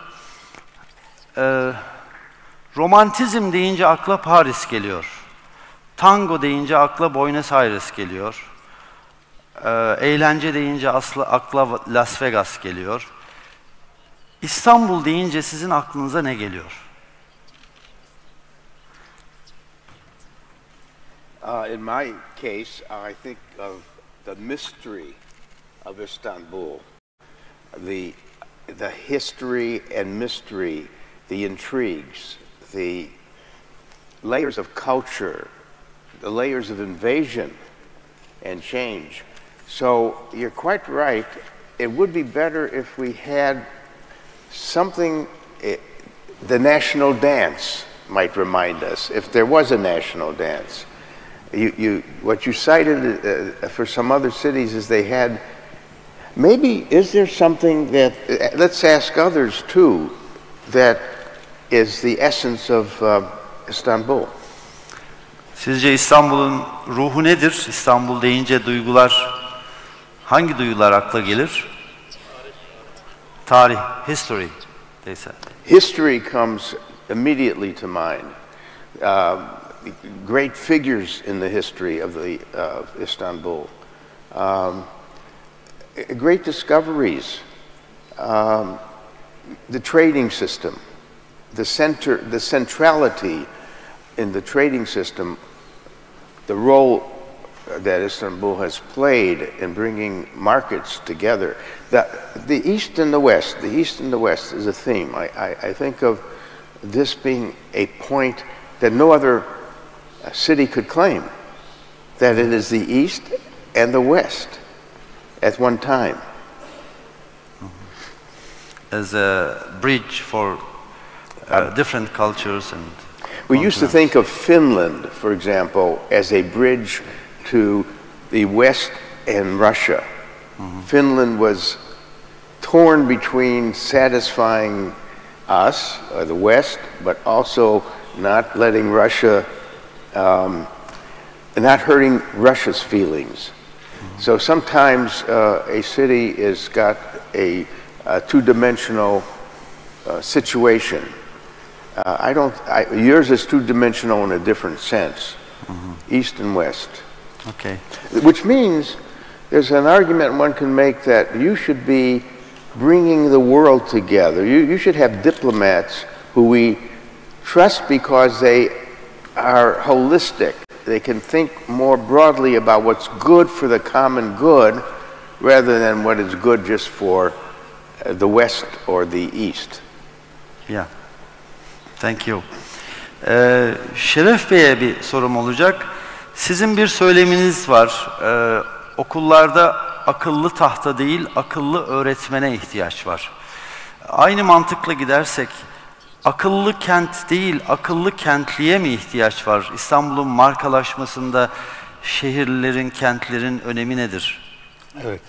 Şimdi İstanbul çok özel bir yer. Sayın Kotler de söyledi, imajını, misleri vesaire ama tarihe baktığımızda büyük ulusların, büyük kentlerin tarih sahnesinde kalmasının 3 temel dinamik olduğunu görüyoruz. Birincisi tarihi kültürel miras. Bizde bu var. 8500 yıllık bir tarihten söz ediyoruz. İkincisi doğal kaynaklar. Kıtalar kavşağında, ortasında deniz, nehir olan bir form ve pek çok alanda verimli bir habitat. Fakat üçüncü bir faktör var tarih sahnesinde bizi tutan, bir kenti tutan, o da yerel kabiliyetler. Yerel kabiliyetler eğer yeterince akıllı, donanımlı olduğu zaman o kentlerin marka değeri yükseliyor. Daha sonra aşağı iniyor. İskender bile tek başına 17 tane kent kurdu. Onu yaparken işte ticaret yolları, doğal kaynaklara vesaireye eşit olma üzerinde, yani kent soyluluğun mucidi diyebildiğimiz insan yine onu yerel kabiliyetlere bağladı. Türkiye'ye gelince şimdi İstanbul'un pozisyonlarsak dünyada aşağı yukarı dünyada 100 yıldan yaşlı 1000 kent, irili kent, 1000 yıldan yaşlı da ortalama 100 kadim kent var. Evet. Böyle bir yuvarlak ise. Ve baktığımızda İstanbul ilk 10 üzerine girmeye de daima var olmuştur. Ama bunu nasıl topluma verdiğiniz, nasıl bunun markalaştırdığınız noktasına baktığınız zaman yerel kabiliyetlerimizin rakiplerimiz diyeceğimiz dünyadaki daha büyük marka kentleri noktasında eksik kaldığını görüyoruz. Mesela Truva bizdedir. Beceribon'un filmini yapmanın konusunda akıllı davranmadık. Malta'da çekildi. Siz 32 milyar dolarınız varsa Nevada çölünde bir Las Vegas kurabilirsiniz ama bir Urfa kurmak için binlerce peygambere 14 bin yıla ihtiyacınız var. Tabii bir de akla ihtiyacınız var. Bu üçü bir araya gelmeyince işte İstanbul marka... Evet. Bizde hangisi eksik efendim? Akıl eksik. Akıl eksik. Yani evet. Yeterince akıllı olmadığın zaman coğrafyaları da bırakmıyorlar. Bu arada Moran da beyin uzmanı. O bize belki yardımcı olur. Evet. Şimdi ben bir şey daha söylemek istiyorum. Kentimizin marka değerine hizmette neler yaptığımız noktasında. New York'u arıyorum Google'dan. Aşağı yukarı 19 milyon tane fotoğraf geliyor. 19 milyar fotoğraf geliyor. İstanbul'da arıyorum 19 milyon civarında geliyor ve bunun %80'i yabancılar çekmiş. Şimdi selfie kendini çekme konusunda meraklıyız ama kentini çekme konusundaki gayretin bile eksik. Yani bu anlamda bile teknolojinin bize sunduğu sosyal medyanın imkanlarıyla beraber kentimizin malzemesi iyi olmasına, tarihi, doğal kaynakları uygun olmasına rağmen marka değerine erişme noktasındaki daha alınacak pek çok kademe olduğunu görüyorum. O açıdan İstanbul'un marka değeri belki bu tür toplantılarla, İstanbul Ticaret Odası'nın bu gayretleriyle bir farkındalıkla beraber içinde yaşadığın kentin küredeki önemini hamasete kaçmadan eksiklerini tamamlama yönünde iyi taraflarını da öne çıkararak marka değerine hizmet etmek gerekiyor. Yani bu kentte yaşamak sadece nimetlerinden istifade etmek değil ama aynı zamanda bunun küresel itibarına da hizmet ederek ondan da yararlanmayı getiriyor. Yani bu kentte yaşamak, marka çıkarmak açısından bir avantaj mıdır, dezavantaj mıdır? Nasıl baktığınıza bağlı. Eğer iyi toplum, dünyanın faydasına hizmet edecek iyi örneklerinizi yola çıkarsanız markalaşma ona da hizmet eder. Ama kötü örneklerinizi yaptığınız zaman o ona da hizmet eder. Yani küreye bakın, pek çok kent iyilikleriyle anılmıyor. Yani Sodom ve Gomorra'yı hala anıyoruz, kötülükleriyle anıyoruz. Ama bunlar da marka şehirler. Bizim o tür markalara değil, parlak markalara ihtiyacımız var. Bu anlamda iyi şeyler yaptığımız sürece dünyada bunu zaten turizme gösterdiği ilgiyle, kentinizin itibarıyla, yaşanabilirliği noktasında bunu size zaten veriyor. O açıdan İstanbul inanılmaz daha eteğindeki taşları dökmemiş ve donanımı tam fakat da kabiliyetlerine erişememiş bir yarı mamül bir kent gibi duruyor. Kabiliyet var ama erişemedik, yani evet, yapabiliriz. Yerel kabiliyetlerin daha fazla gayreti gerekiyor diye düşünüyorum. Bu arada yerel kabiliyetler arasında belki İstanbul Ticaret Odası'nda zikretmek lazım. Böyle bir gerçek pazarlamanın konuşulduğu, tartışıldığı organizasyonu organize ettiği için de teşekkür ediyoruz Şekip Bey'in şahsında yönetim kuruluna.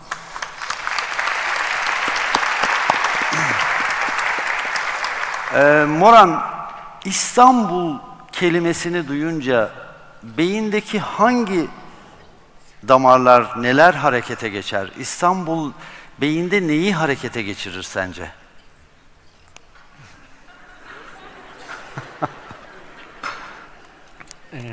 Okay, so from the brain's perspective, and I think in many ways from marketing perspective, there is no difference between Coca-Cola, McDonald's, or Istanbul. Those are just concepts in our brain that have a code and they elicit a set of associations, which means that we can actually treat a country, a city, or a product the same way when we start thinking about how to promote them. I think that if you look at the way the brain organizes itself, for most categories, we have subcategories or higher categories. So when I say something like Toyota, a car, you immediately think about the particular Toyota that you know, but you also immediately have a cell in your brain that comes to life that codes cars. Maybe you have a cell in your brain that comes to life that codes Japan. All of those associations are part of the big cloud that we call Toyota. Strong brands have a narrow cloud, as in everyone sees the same things. Weaker brands have either no cloud or a very, very broad cloud that elicits a lot of things. As a neuroscientist, if we come to assess a brand, what we measure are the strength and the specificity. So when I say Istanbul, in everyone's mind right now, something comes up. If you know what Istanbul is, there is something that happens in your brain right now. If I were to start coding that by looking at people's brain, I would ask, is it the same thing that comes to life or different? Is what comes to life positive or negative? Is what comes to life very specific? Everyone has the same idea or very vague ideas. And I would start to map those. If I were to promote Istanbul, the same mechanism that I would use to promote Coca-Cola would evoke. Do I want to create more associations that are positive? Can I minimize the set of different things among people so everyone will see the same thing? And can I make sure that it's fast? So the simple exercise that we can all do is I can say the word Istanbul and everyone can think what are the 10 things that come to mind right away, what are the associations that you have in mind. If I say Istanbul, you might say history, you must say the Bosphorus, you must say Asia, you must say Middle East. There's a few things that would come to mind. And you can just count how many of those are positive, how many of those are negative, how many of you share the same associations versus different, are the rankings the same or no? The same tactics that we use for brandings would be used to market Istanbul, but the big difference is that cities right now have a rich set of categories. If I say Coca-Cola, you immediately think about drinks, beverages, sweetness, sugar, positive, a lot of things. When I say Istanbul, because it's a city, it's a little bit broader and it's a bit harder because we didn't for many years think of cities as products. Now that we started in the last couple of years to think about them, they should be treated the same way as other brands. Okay. Teşekkür. Yeah. May I add one thing? Yes, for sure. The other remarks made me think about what we could really do about it. What do we think of when we think of India? Gandhi comes up. Yeah. When we think of South Africa, Mandela comes up. Yeah. The role of a great person is a very important thing. It could be sometimes in a country a certain singer who everyone in the world loves. When it comes to Italy, I may think of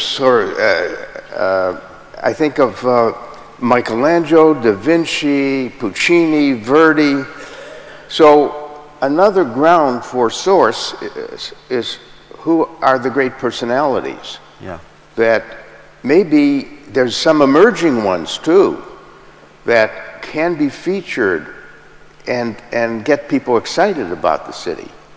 It could be a fantastic comedian that suddenly comes out of Istanbul, and everyone must listen to his funny stories and jokes or something. So that's another avenue for trying to convey into the mind more than just that person, the city. Yeah. So I think freedom also is important for creating great personalities and art, etc. Does it affect in creating brands? Are you hinting that there's something about freedom that I'm thinking of the value system found in this country and this city. You know, the French, you talk to the French, liberty, equality, fraternity. They have a motto. What are the three that would come to mind as ideas that are, everyone in Istanbul would say, those are what we care about? Maybe one is freedom, but I leave it to you. I'm an outsider. Yeah. What comes to your mind? Good question. I believe. I mean, you might have said order. What is that? Well, in Germany, things were hierarchical. They should have order, stability. I mean, I can tell you Japanese values. I can tell you the values of different countries. I'd like you to examine your values that are special to your Istanbul. Yeah. Professor Cutler, would I like to ask you the history of Istanbul goes to more than 8,000 years. Yes. So Istanbul on that time was like London now. It was a financial center and there was a free zone. We call the area in Istanbul, we call it Pera. In French, it means other side. So all the Italian traders and traders from Venetia or Armenians and Greeks and Jewish people, the bankers were there for many, many years, for long years. But for last 100 years, we lost that power. So what's the reason? So you were a world center at the time. Yes. You brought people together. You exemplified diversity and collaboration, exchange. Those are good values. and you lost something in the process, which you are working. The whole point of the meeting here is really to figure out what should be projected about Istanbul. And it isn't one person's thought, but I think it's a research project. Moran, would you agree that this could be a very interesting research project? So when you started talking, here is the thought that comes to mind that I think would tie some of the conversations we had in the morning on marketing in the future to a specific marketing of a city like Istanbul. One of the things that seems to me that comes from this conversation is that you ask a question that suggests that there is no clear answer in your mind right now, and you're kind of trying to figure it out. So what I was going to say is that we spoke about marketing in this day as in how marketing was done up to now, and I would suggest something that would be interesting as looking into the future, which is maybe you don't need to find it yourself. Maybe you don't need to kind of study the people here and figure it out, but actually you need to discover what's already known. So in many ways, the world of thinking, of how we spoke about thinking up to the last couple of years, put thinking and knowing at the helm of kind of ideas. Like that's the most important thing you can do is have opinions and thoughts. We have statements like the customer knows best, or beauty is in the eye of the beholder, or the voter is always right, suggesting that somewhere there is an idea that you know, and if you just let it out, then everything is going to be right. And you basically ask us about our ideas as if kind of we're going to ground it and give you the answer to what Istanbul is. Another view of that says maybe you don't know yet. It's buried somewhere there, but we don't know. But in all of our brains, there is an answer to something that comes up. And ways to uncover that are either to dig deep into your brain or to let actions speak for words. Now, up to now, it's very vague. Let me make it concrete. There's a new field in marketing. I think some would say it's about a year old. Some would say it's 5 years old. It played a big role in the US election. The name that people give it right now is psychological targeting. Psychological targeting suggests that you can actually aim at people's thoughts rather than at their manifested behaviors. Here's what I mean by that.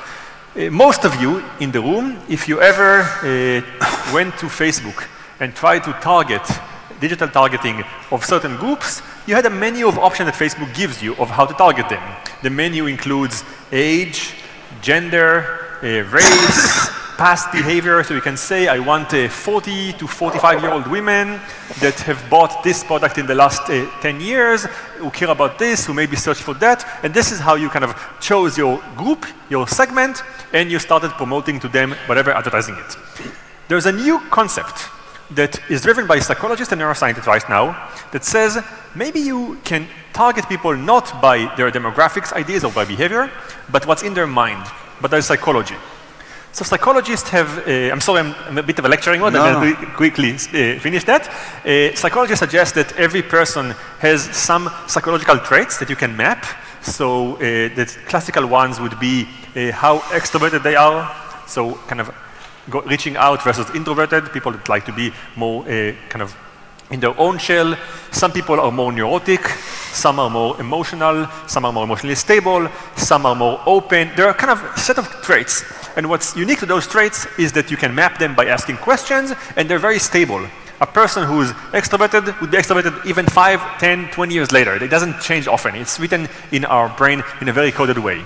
Well, some studies now show that if you went to Facebook and said, I want to put this ad and launch it at extroverts, I don't care if they're men, women, old, young, I want to target them by psychology, you will actually have sometimes better reach and better click-through and better rate and better success if you figure out who they are. To figure out who you are psychologically, we can ask you a question, we can talk to you, but there are all kinds of ways to figure out who you are by your behavior without asking a single question. What you post on Twitter, what you like on Facebook, your browsing history, your cookie history, all kinds of things that you leave online as digital footprints can allow people to figure out who you are psychologically and target you. So in many ways, Istanbul is such a broad idea that maybe there is no single answer that you can figure out, but you can actually target people by thinking people who like this, people who don't like this, and they might not know themselves who they are, but your algorithms can figure that out because computers are really, really good now in identifying psychology of people who don't know it themselves and giving them what they want. Yeah, thank you. Şeref Bey, burada size bir soru yöneltmek istiyorum. Biraz önce markalaşmada özgürlüğün öneminden bahsettik. İstanbul çok özgür bir kent. İstanbul'da yeme içmede isteyen istediğini yiyebilir, içebilir. Fikir özgürlüğünde, gazetecilikte, yatırım özgürlüğünde, teşebbüs özgürlüğünde. Hatta hem özgür hem ucuz bir kent. Mesela networking İstanbul'da Londra'ya göre çok daha ekonomik. Londra'da bir business club'a gitmek isteseniz, birileriyle tanışmak için üye değilseniz giremezsiniz. Üyelik aidatı da işte 10.000, 20.000 pound'tur yıllık. Örneğin buna benzer bir konferansı ücretsiz dünyanın büyük kentlerinde izleyemezsiniz. Networking yapamazsınız. Yani aslında İstanbul'da hem özgürlük var hem de pazarlama için, markalaşma için, teşebbüs için, yatırım için de bir daha ucuz, daha ekonomik bir durum var. Katılıyor musunuz buna? Doğrudur ama eksikleri de var. Özgürlüğün yanı sıra onun kuralları da. Bir de kuralsız bir kent. Bir de süreksiz bir kent. Şimdi her ne yapıyor olursanız, onu sürekli yaptığınız zaman onu konuşursanız onu büyütürsünüz ve başınız ona bağlanır. İstanbul bu anlamda özgürlüklerin aşırı beraberinde sorumluluklarını getirmediğiniz zaman kurnaz bireyler üretmeye daha yatkın bir kent. Belki de bizim kayıp noktamız o. O açıdan baktığımız zaman bu kadar fırsatların olduğu bir yerde bunun kurallarını koymadığınızda, bunu Ömer Hayyam'ın bir rubayisi var. Diyor ki Ömer Hayyam, Aşkın ve Şarabın şairi, İranlı şair, matematikçi. Bir araba alın diyor, 40 tane atı etrafına koşun, akşama kadar kamçılayın, araba bir yere gitmez. Atları arabanın bir yerine koşmaya, bir hedef verin ona, bir kural koyun ona ve ona doğru bir yol alsın der. Şimdi İstanbul o anlamda baktığınız zaman inanılmaz dinamikleri kendi başına hareket eden ama bir strateji çerçevesinde gitmediğinden dolayı kaosa bir bakıma deterministten ziyade kaosa daha yakın bir yer. Şimdi Batı dillerinde hatır, gönül, vefa yoktur. Nasıl tercüme edecekler bilmiyorum onun karşılığını. Hatır, gönül, vefa yoksa. Fakat Türkçe'de de, çünkü onu var eden dilin sosyolojisinde karşılığı yoktur. Bizim İstanbul'da da bizim dilimizde de strateji, plan, vizyon, misyon yoktur. Gözünle düşünürsün. Önce ateş eder, sonra nişan alırsın. Yani o açıdan baktığınız zaman bizim biraz daha o taraflara gitmemiz gerekiyor. Biraz doğuya gitmemiz. Evet, yani gözüyle düşünen, ben de isterim diyen ama kendisi bir de taklitten gittiğiniz zaman olmuyor. Bu bir bakıma kendi DNA'sından bunu üretmek, bir de sanıyorum başkalarına öykünmekle hamasi bir millilik arasında bir bucalıyor İstanbul. O da şu, şimdi bir ya hamasetle burası en iyi yer diyoruz ya da öbür tarafta bir yabancı hayrılığıyla kendimizi eleştiriyoruz. İyi taraflarınızı öne çıkarıp kötü taraflarınızı telafi etme noktasında bir örgütlü gayretimiz yok. Örgütlü gayretimiz yok. Bir de bu kentte sanıyorum o anlamda efsanelere ihtiyacı var. Her kentin bir efsaneye ihtiyacı var. Mesela mitlere ihtiyacı var. Mitler insanoğlunun varoluş öyküleridir. Biz kendi mitlerimizi üretmiyoruz. Olanları unuttuk ve öykü taşıyıcılarımız, ki bu kentin marka elçileri olması gerekiyor hem şehri olarak, taşılarımız bunları unuttu. En son geçerli olanı alıp yüceltip popüler kültürün ışığı altında onlarla beraber kendi değerlerinin siliklendiği bir ortama gidiyoruz. Bunun şundan biliyorum, şu anda biliyor musunuz dünyada her 4 diziden biri Türk dizisi. Buraya Cumhurbaşkanımızla az önce indim, 22 saatlik uçuşla Caracas'tan geldim, Paraguay falan dolaştık. Orada Türk dizileri.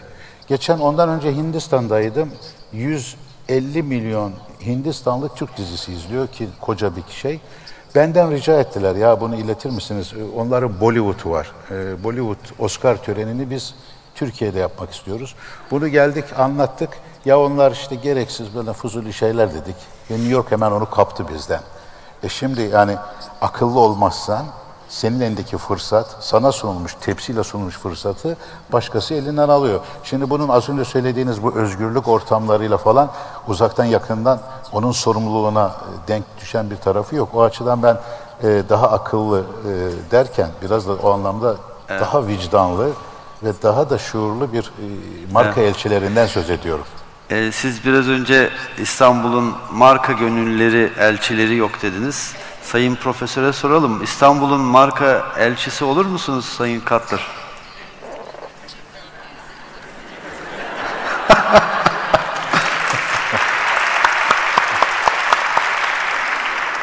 You know, sometimes I leave a country and they give me the key to the city that happened in Indonesia and so on and so forth. Sure, I would be a very proud and vocal person celebrating. Çok teşekkür ederiz. But this gives me an idea. You know, why are we trying to get a concept of Istanbul? There are so many different purposes that would produce different concepts. Let's say that the issue was, what should our message be to people who are choosing a tourist location? What should we be saying to them about why? Sure, they can go to Australia, they can go to Eastern Europe, or whatever. What's the messaging? Now, the best way to find the right messaging there is to stop a number of people who come here as tourists on the way to leaving and say, was it a good time for you? Did you like it? You will find that many of them will say, I had a fantastic time. I'm going to tell my friends about it. But the way they will encode their words will be the key to how you message to other people. Mm-hmm. So for that purpose. And then if you're really trying to get messaging to people who are from another country that you would like to have some of them come and live here, not be a tourist, but you would try to figure out what could get someone to want to live the rest of his or her life in Istanbul. What is the excitement that could be messaged about why they'd be so happy? This is to die without having lived in Istanbul and worked there and so on is a big question, you know. So the question is a wonderful one, but I think there's a search for not one concept, it hasn't come up yet, but what will lead to messages that will work with different groups we want to attract. Yeah. Thank you. Efendim bugün vaktimizi zorladık bayağı ve öngörülen zamandan önce bitirmem için de uyarı aldım. Şeref Bey'e çok teşekkür ediyoruz. Ayağının tozuyla Arjantinlerden iner inmez buraya geldiler. Profesör Cutler'la bütün günü birlikte geçirdiğimiz için de çok mutluyuz. Ben sevinçten uçuyorum. Moran, senden çok şey öğrendik. Çok teşekkür ederiz. Buraya kadar da geldiğiniz için. Teşekkürler efendim.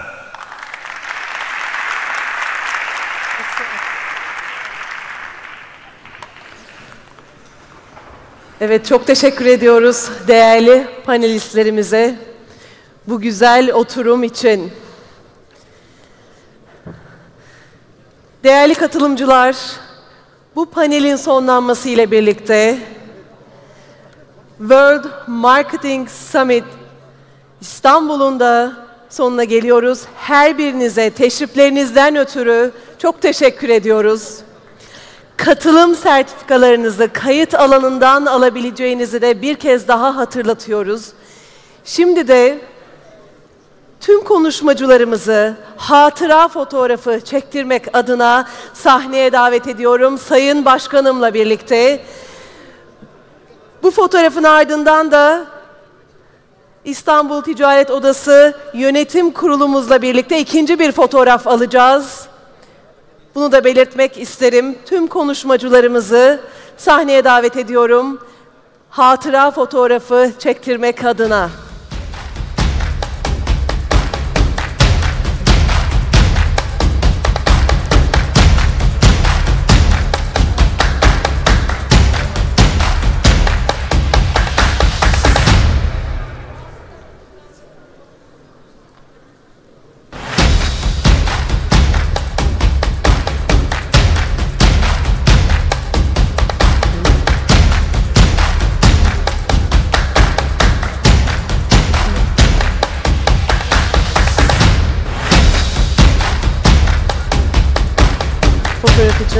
Here, please, here. Yes, for photo shooting as a memory for today. Yes, please.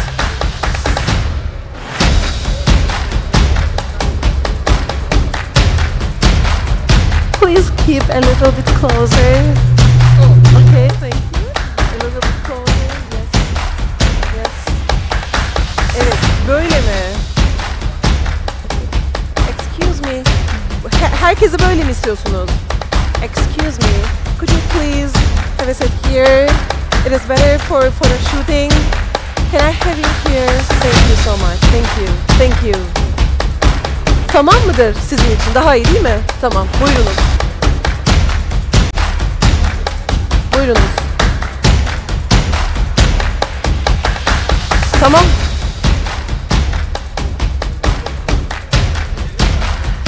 Saniye, sizi de alacağım. Aynen, sizleri de alacağım.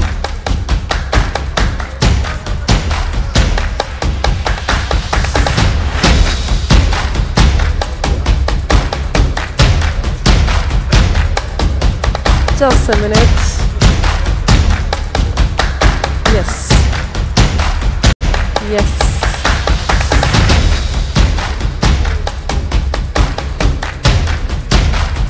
Tamam.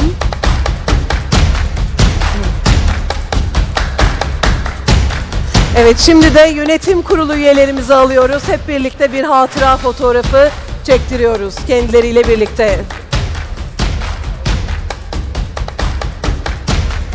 Fotoğraf için 2 sıra mı, tek sıra mı acaba? Tek. 2. Evet. 2 sıra şeklinde olunması rica ediliyor.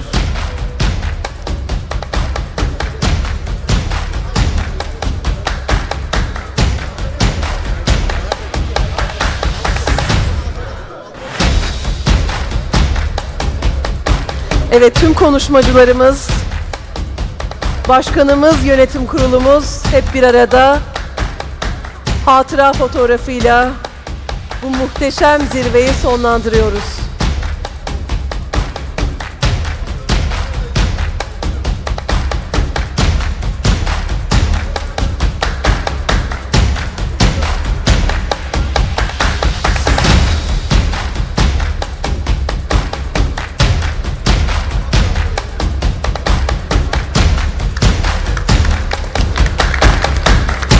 Teşekkürler.